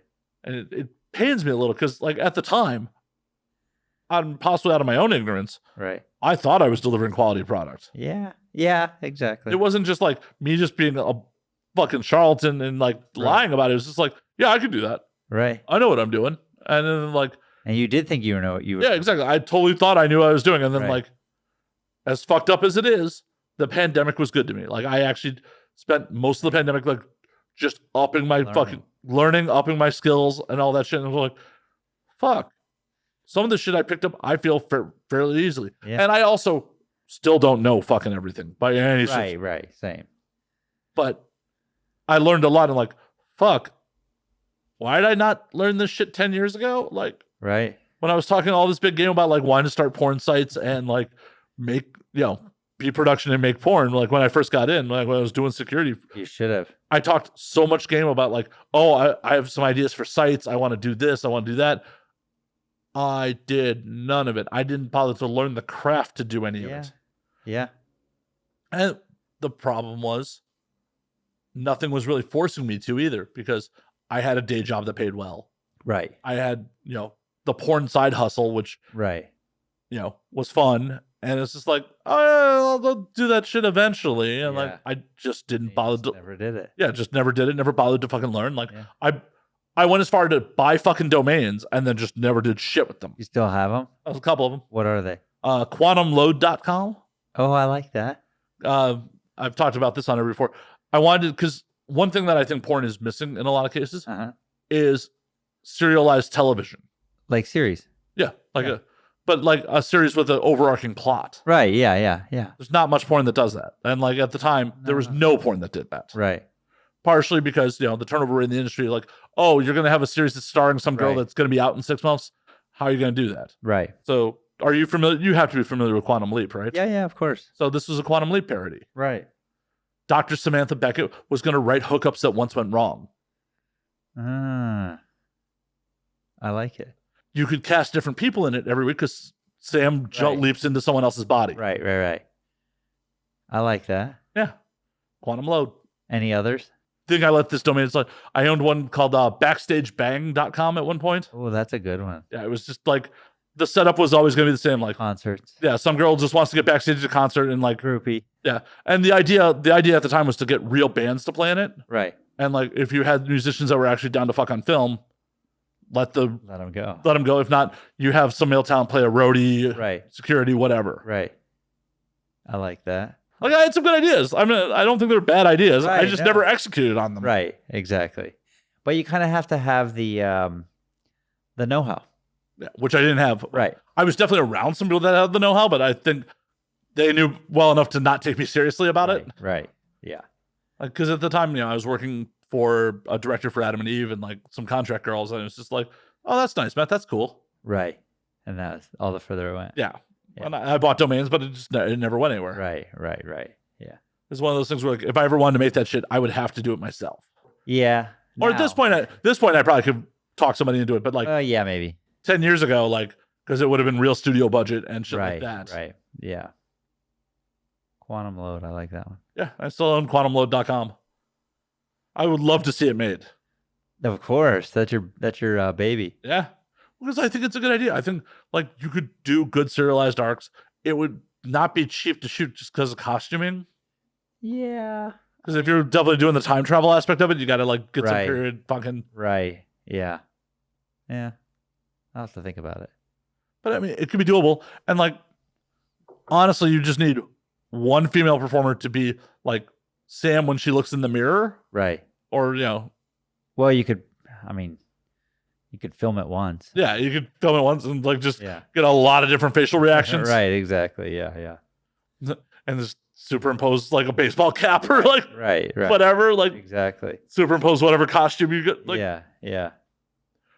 Or you just get someone who's like a non-sex performer who's not going to disappear. Right. Like you get someone who's like a makeup artist who's been around forever to like play the doctor because character.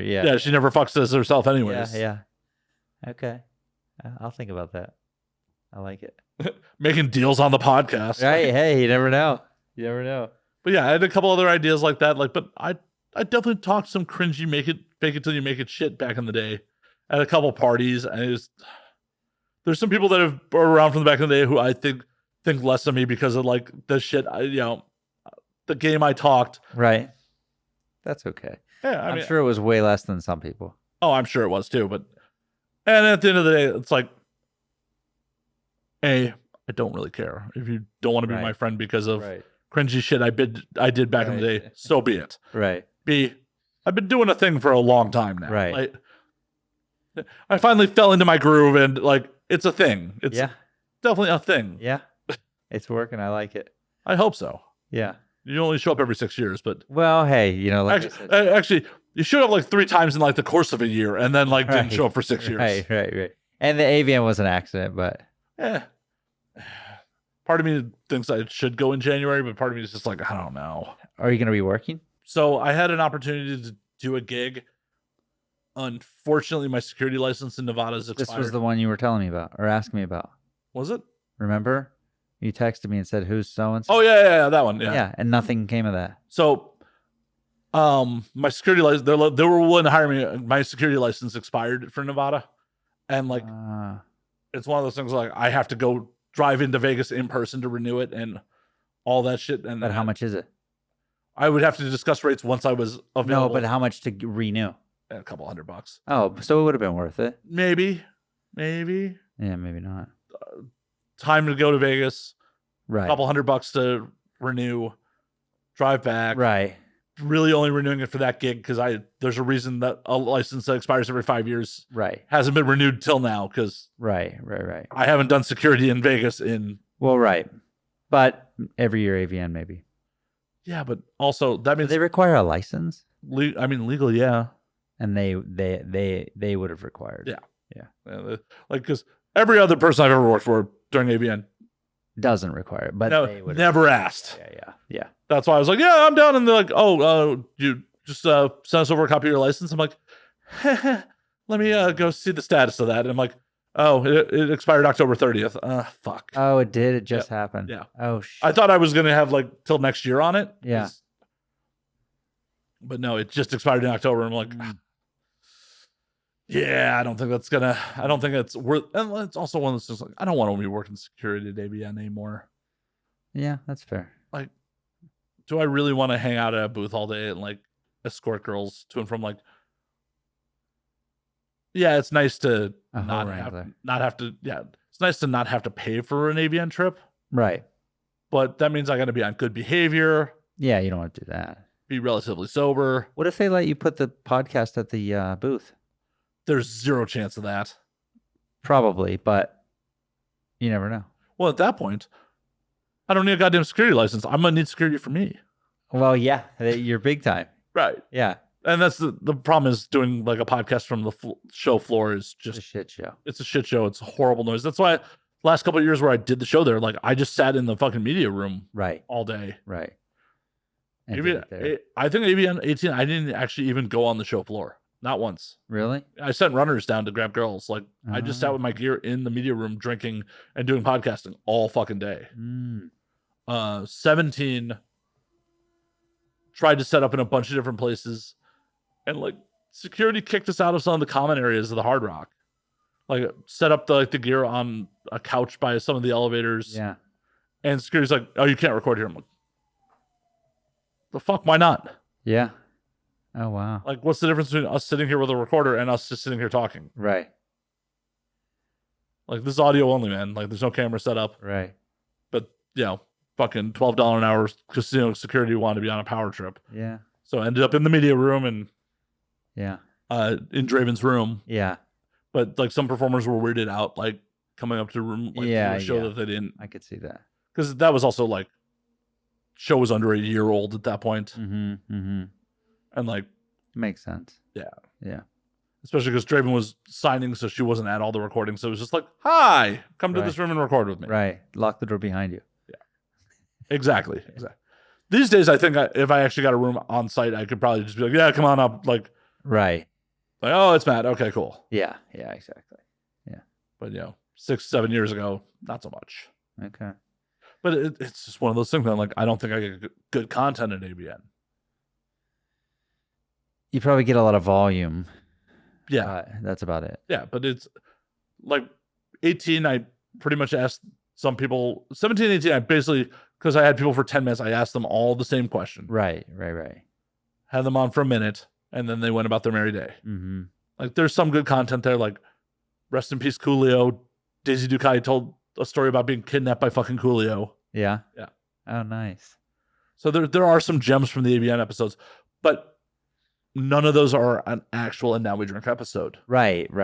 But I guess you could take all those little clips and make them into one episode. I do. I mean, they're all compilation, but yeah, I feel like the audience gets much more of a feel of like who you are when we sit here and bullshit for 2 hours. Right, exactly. Versus me being like, so what's your wildest ABN story? Go. Right. That's cool. Thank you. See you later. Yeah. Next. Yeah. That's true. I mean, the irony of what I was asking people in 18 was the best. Because I was asking people, like, give me your AVN acceptance speech if you win. And then when I went up there and grabbed the trophy, I had nothing to fucking say. Oh, really? Yeah. That sounds about right. I bombed. Oh, I bombed hard in front of the whole fucking audience. Were you not at the award show that year? Yeah, but I don't think I don't remember. I never remember the awards. Not because I'm wasted. I'm paying attention, but I'm not, Well, yeah. I'm sitting there hanging out. For sure. No, I think you were actually one of the people that gave me a standing ovation. Oh, maybe. Because I could see that. It was the weirdest bombing in the history of bombing. It's like, I'm saying fucking just verbal diarrhea. And a handful of people that actually know me, like, that are in the performers section are like giving me a standing ovation, like, yeah, man. And then like the rest of the industry is like, the fuck is happening here? Right. Oh, so it's like, that's actually hilarious. Yeah. Like, I know Ike Diesel, because Ike was the reason I went on stage. Because he was sitting right behind me. You up. Well, yeah, he was sitting right behind me when we won, and he's like, "Dude, you're in this movie. Go up there." I'm like, "Oh yeah, that's right." And then it was just me. But didn't the rest of the people? Didn't you go up first, and the rest of people? No, just Joanna. Just Joanna eventually made it. Oh, okay. Yeah. Believe me. Oh, I very, very distinctly remember staring daggers at a Bella Danger who was in the front row, who had fucked in that film. Like, why aren't you up here? Oh, one of these days I'm gonna actually like get a Bella to come do the show. She's talked about doing it a couple times. But she's not living in town anymore. No. So I'm gonna have to try to catch her at some point when she's in for a shoot and like try to get her on and confront her on air and be like, why the fuck did you leave me up there? What was the movie? Jews Love Black Cock. That's right. And that was you had a big part in that one. Yep, I was Rabbi Mordecai. Yeah. So I'm dressed like a goddamn rabbi, staring at just a Bella. I remember that. I do remember that now. And you were up there by yourself. And then I felt like someone came up and grabbed the mic from you or something, right? Joanna Angel eventually made it up. Okay. All right. Eventually, because I'm looking at like the presenters and like the crew, like, I don't know what else to say. And like I eventually said to Mike, like, where the fuck is Joanna Angel? And she eventually came up, gave her actual speech. She was so mad at me. Was she? She cooled down, but in the moment she was pretty fucking mad at me. At what? I think she felt that I like stole her spotlight on that. Yeah. And it's just like, no, Joanna, I totally thought the whole like every other category, like, action, whatever, the whole cast went up. Yeah. So my plan was just to go on stage, standing back like an asshole, be like, Here I am. Right. Like, dressed like a rabbi. Look at my fun moment on TV. Right. Okay. No, it's just me. And then they hand me the fucking trophy. Like, and the hilarious part is, I put it like Joanna and Smallhands had done the show shortly before AVN, and Joanna had said on air, she's like, yeah, if we win, you can come up. Right. So you were ready. I honestly, in the moment, I had totally forgot she had said that, and only went up because I was like, dude, you're in the movie. Go up there. I'm like, Right. Okay. And I'm sorry to my audience that's heard this. In my mind, I calmly walked up there. If you review the footage from Showtime, right. I ran. I fucking ran. You were ready. I love it. That's hilarious. Like, I'm trying to keep my fucking hat on. Like, That's too good. I had to explain to like some of the upper management in AVN why I was dressed like a rabbi, because they're all members of the tribe too. Right. Like, why are you dressed like a rabbi? I'm like, because I played the rabbi Jews Love Black Hawk. Don't worry, I'm actually Jewish. They're like, oh, okay. I love it. But it was a lot of awkward moments. And then like one of the few times in my life this has ever happened, like people wanted selfies with me afterwards after I got off stage. Oh, really? Like I had some random fans as I was making my way like out of the awards, like, dude, can I get a selfie with you? I'm like, yeah, man. Like, oh, that's hilarious. This is like my weird brush with actual fame, kind of. The Jews Love Black Hawk. Yeah. Speaking of AVN, you should have Austin King on. Okay. He writes for AVN. He's a good friend of mine. Yeah, I'm down. He would like it. You guys could chat AVN. Is he gonna get naked for me? I don't know. I can't guarantee anything. He might. No Donnie Rock guarantee on this? What the fuck, man? No guarantees. No, one way or another. I don't know. For better or for worse. Well, all right. Fine. Yeah. I guess people don't have to get naked on here. Just the girls. No, the girls don't have to get naked on here. Well, no, they don't have to, but those are the ones. I mean, it's never discouraged. Right, exactly. Until it is discouraged because I don't want to edit anymore. Right, yeah. Then there's definitely another... Then it becomes an issue. Right. Bad Kitty, like her YouTube version, like there's just... Wait, who is that? Melissa Stratton? No, Bad Kitty's her name. Oh, okay. I thought that maybe that's her username. Nope. Bad Kitty, like, was just topless for the last like 40 minutes of the episode. Literally, I just went, okay, on YouTube, it just cuts to a black screen, like, sorry, you'll have to go to Patreon for the last 40 minutes of this episode. Like, I just was like, I am not going to even bother. Right. There's no point. I'm just not going to even bother. Following the... Yeah, like, I am not going to throw this into fucking After Effects. Right. And fucking motion track your tits for 40 minutes. Right. That's hilarious. You could have showed yourself. Yeah, just me on camera, like... And maybe punched into just her face. Yeah, that's still... Because I still have to make a cut with her tits out for the Patreon. Right, that's true. So, like, almost half the podcast of 2 cuts? Nah, right. I don't got the time in the day. Right.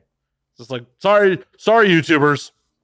Not getting demonetized over them titties. Yeah, exactly. You would have made a lot of money.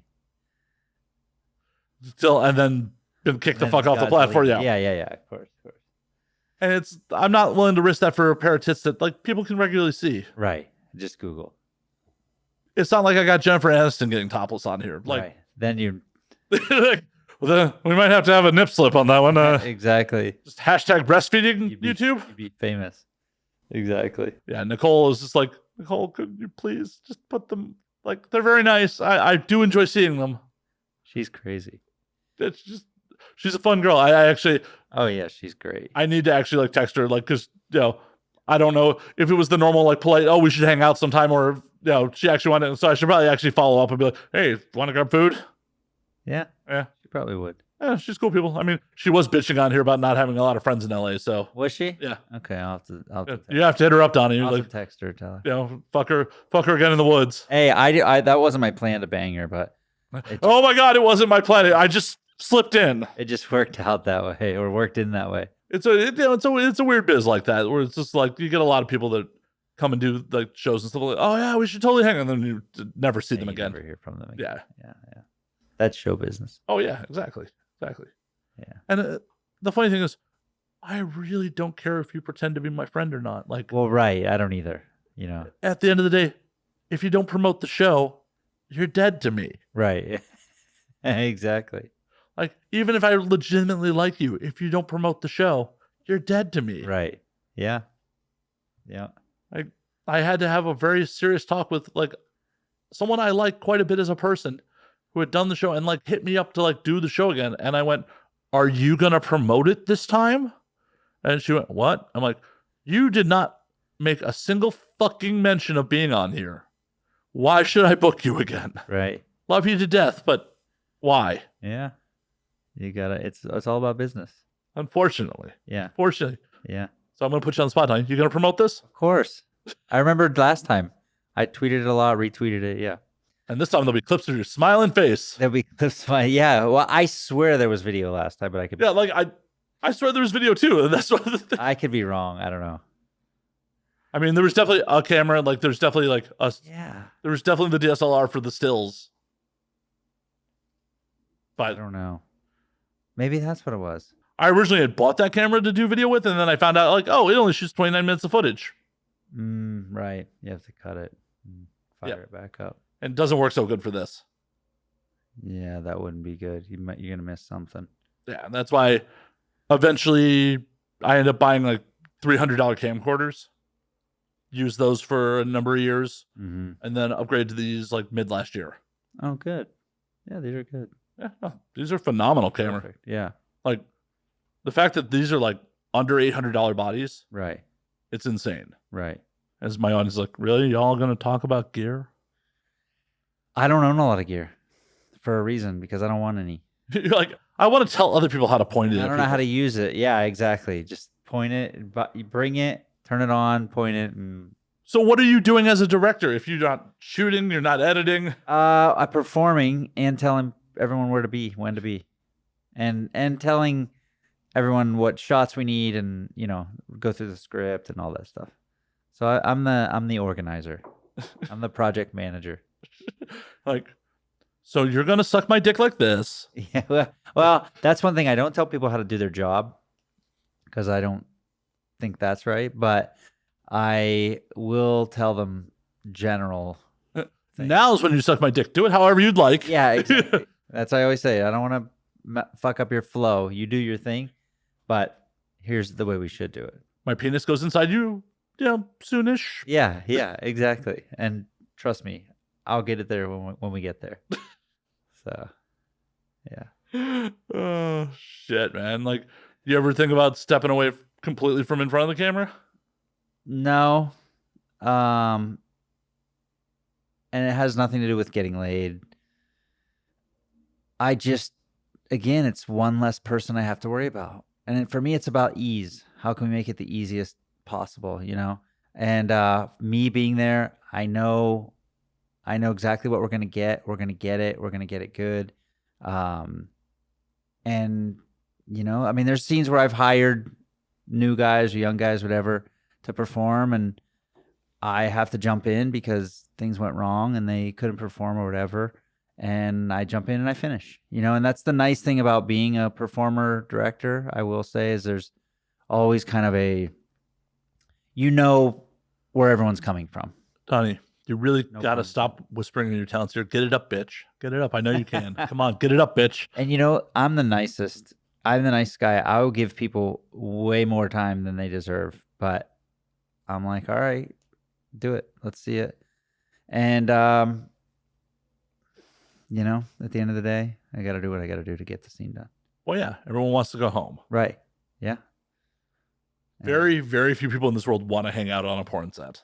More than you think, but I'm not one of them. Okay, no one I've ever worked with crew-wise wants to. Right. Like, no one I know in a crew is like, yeah, let's, this is cool. Let's hang out. Like, I got nothing better. Right. Yeah. Yeah, I don't think no one I've ever like hung out with like as a crew member has been like, yeah. I know. But I'll give it, and again, I'm not going to sit here and say that I've never had days where I struggled a little bit or whatever, but everyone fails. Everyone fucking fails. Yeah, I would think. I don't know that for sure, but I would think. I cannot imagine there's a single performer who has performed 100% of the time. All fucking human. Probably right. You're probably right. Yeah. I'd bet money on it. Yeah. Maybe I'll start asking around, do a poll.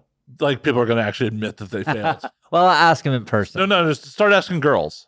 Yeah, exactly. Because the girls will tell you. Yeah, for sure. That limp dick motherfucker. Yeah. But yeah, I give them plenty of time, and then, if it doesn't work out. But that's, again, another part of the, like, I know my time. I know my schedule as far as, like, how long we should be there, how long it's going to take to shoot this particular scene or whatever.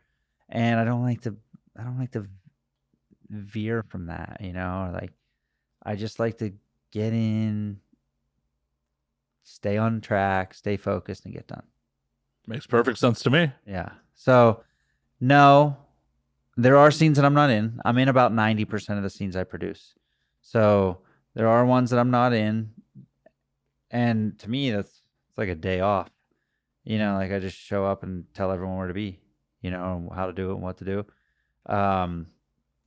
But no, I still like to perform too. I mean, again, it doesn't really have anything to do with getting laid, and it has nothing to do with being in front of the camera because I'm not even that person. I'm not like a hey, look at me kind of person, but I like to perform, but I'm just pretending like there's no camera there, So that's all. So no time soon. I don't. In fact, I think when I go, I'll go as a performer director. Like I won't go as a director. I won't check out as just a director. I'm trying to get that AVN Hall of Fame director. Yeah, I mean, who knows? I assume maybe I'll get in the Hall of Fame. I don't know. Put in a few more years and put in a big body work. I mean, you're booking people that work at AVN, on other shows. Right, exactly. That's got to help the Hall of Fame prospects a little bit, right? Yeah.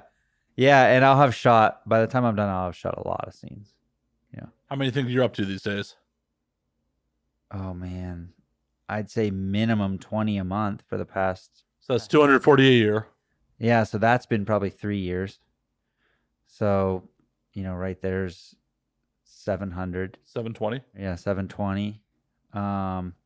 Then when I was performing 10 days a month. At minimum like 5 days a month when I very first started. So probably a good 1,000 scenes. Yeah, probably close to 1,000 or maybe a little over. Especially with directing, the ones I'm not in and whatever. So yeah, I'd say definitely over 1,000. But maybe 1,000 more or so, and maybe a couple thousand more. I don't know. We'll see. What's your style on the pre and post interview? As far as with the talent, you got to these days. You got to do the consent interviews. Oh yeah, some sites I have to do them, some sites I don't. But... Are you not doing them on the sites you don't? No. In fact, I'm a little offended when someone asks me to do them. Why? Because I'm not that person. I don't need to do them. I'm not CYA, doing man. I'm not doing anything wrong. CYA. I mean, hell, before we got on air, you talked about some allegations out of some performers, so why not cover your ass?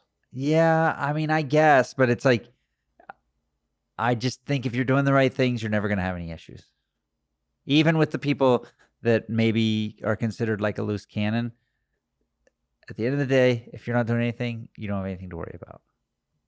Fair. But on the sites you do need to do them for, run me through a Donnie Rock. Yeah, so, well, they give me the questions. So you don't know them off the top of your head? Honestly, that's funny you say that because I always think I do, and then I read them and I'm like, I kind of forget these. Because I'm always looking at the screen. Sorry, I didn't mean to put you on the spot. No. But basically, you're asking them, they know what they're here for. They're going to shoot pornography. It's going to go on the internet, wherever else. Are you intoxicated? Yeah. Have you been? Are you on drugs or alcohol? Anyone forced you to be here? You're here on your own free will. Did you see the other performers test? Yeah. What were the things you did today? This is kind of a post. What were the things you did today? Were you on drugs? Are you on drugs? Do you ever have someone answer you yes after the scene? No, I've never had I don't think I've ever had one of those go wrong. Because one of these days that'd be hilarious. Like, they answered, no, I'm not on any drugs of the pre, and then by the post, did you do any drugs today? Oh yeah. Yeah. Huh?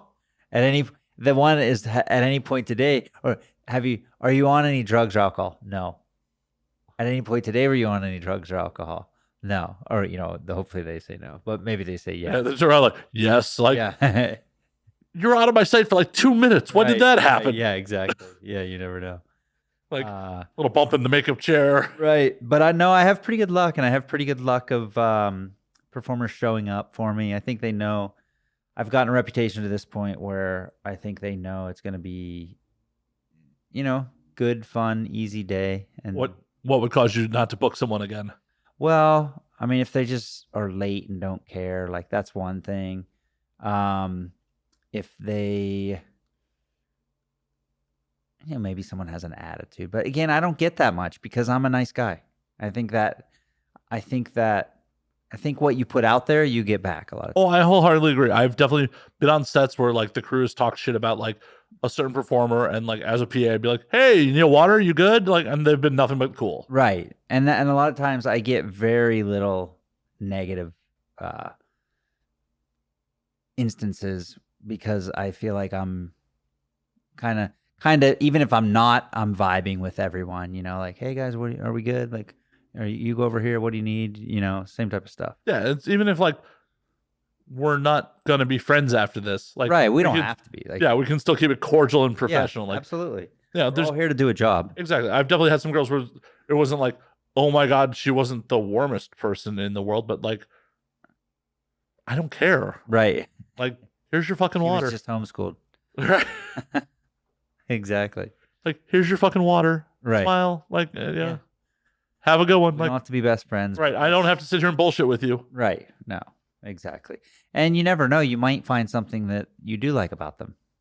And I'm a question asker. I mean, I've asked you more questions than you've asked me yet. Way to call me out on my own show, Donnie. Like, but I like to hear about people, and I like to hear what people are doing, and like I like to learn. So that's a big one. So I ask everyone all kinds of shit. Where are you from? What you have siblings? Blah blah blah.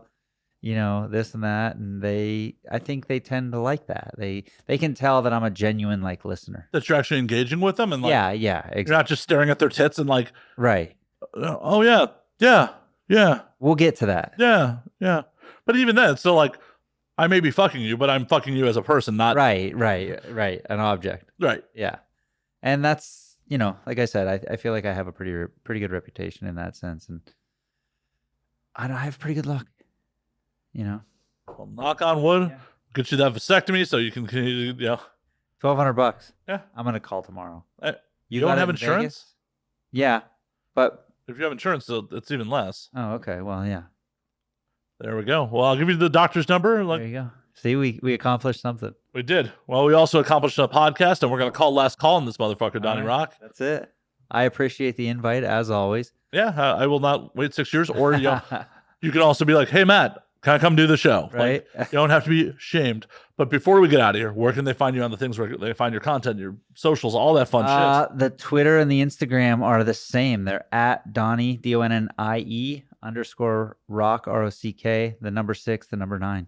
That's Twitter and Instagram, both. And everything else goes from there. Hell yeah. Real quick, one last question. Yeah. You going to pay for the check mark under the new Elon system? I'm not opposed. I'm definitely not opposed. I think it's great. I think he's doing really good things, and maybe not all in all, but Twitter is, well, I mean, here's the thing, and this is what I say all the time. Any business reserves the right to refuse service to anyone at any time for no reason. It doesn't matter. So, people get mad. Instagram kicked me off. Twitter did this. Snapchat did this. They can do that. They can, as long as they're not discriminating against you for a protected class, which being a sex worker is not. Right. Like, if they're kicking you off because you're, of your race, sexual orientation, that sort of thing, that's a fucking problem. Right. But if they're kicking you off because of your job, that's not a protected class. Right. It's the same with the banks. The banks don't have to let you have their account with them. They don't give a shit. They're a business just like anyone else. If I could walk out of here and go try to buy a water and the store doesn't want to serve me, I go to the next one. Indeed. I'm glad I just dropped that bombshell right at the end there. Right as we're wrapping up. Right. And as always, you can find me at Matt. And as always, you can find me at Matt _Slayer on Twitter, Matt Slayer on Instagram, Matt F. Slayer on Facebook, twitch.tv/Matt F. Slayer for the gaming content. You can find the Patreon with the uncensored exclusive episodes, the back catalog. And, you get them a week early, support the show, all that fun shit at patreon.com/Matt Slayer. You can find the podcast at And Now We Drink on Twitter, and Now We Drink _ on Instagram. And until next week, drink up, motherfuckers.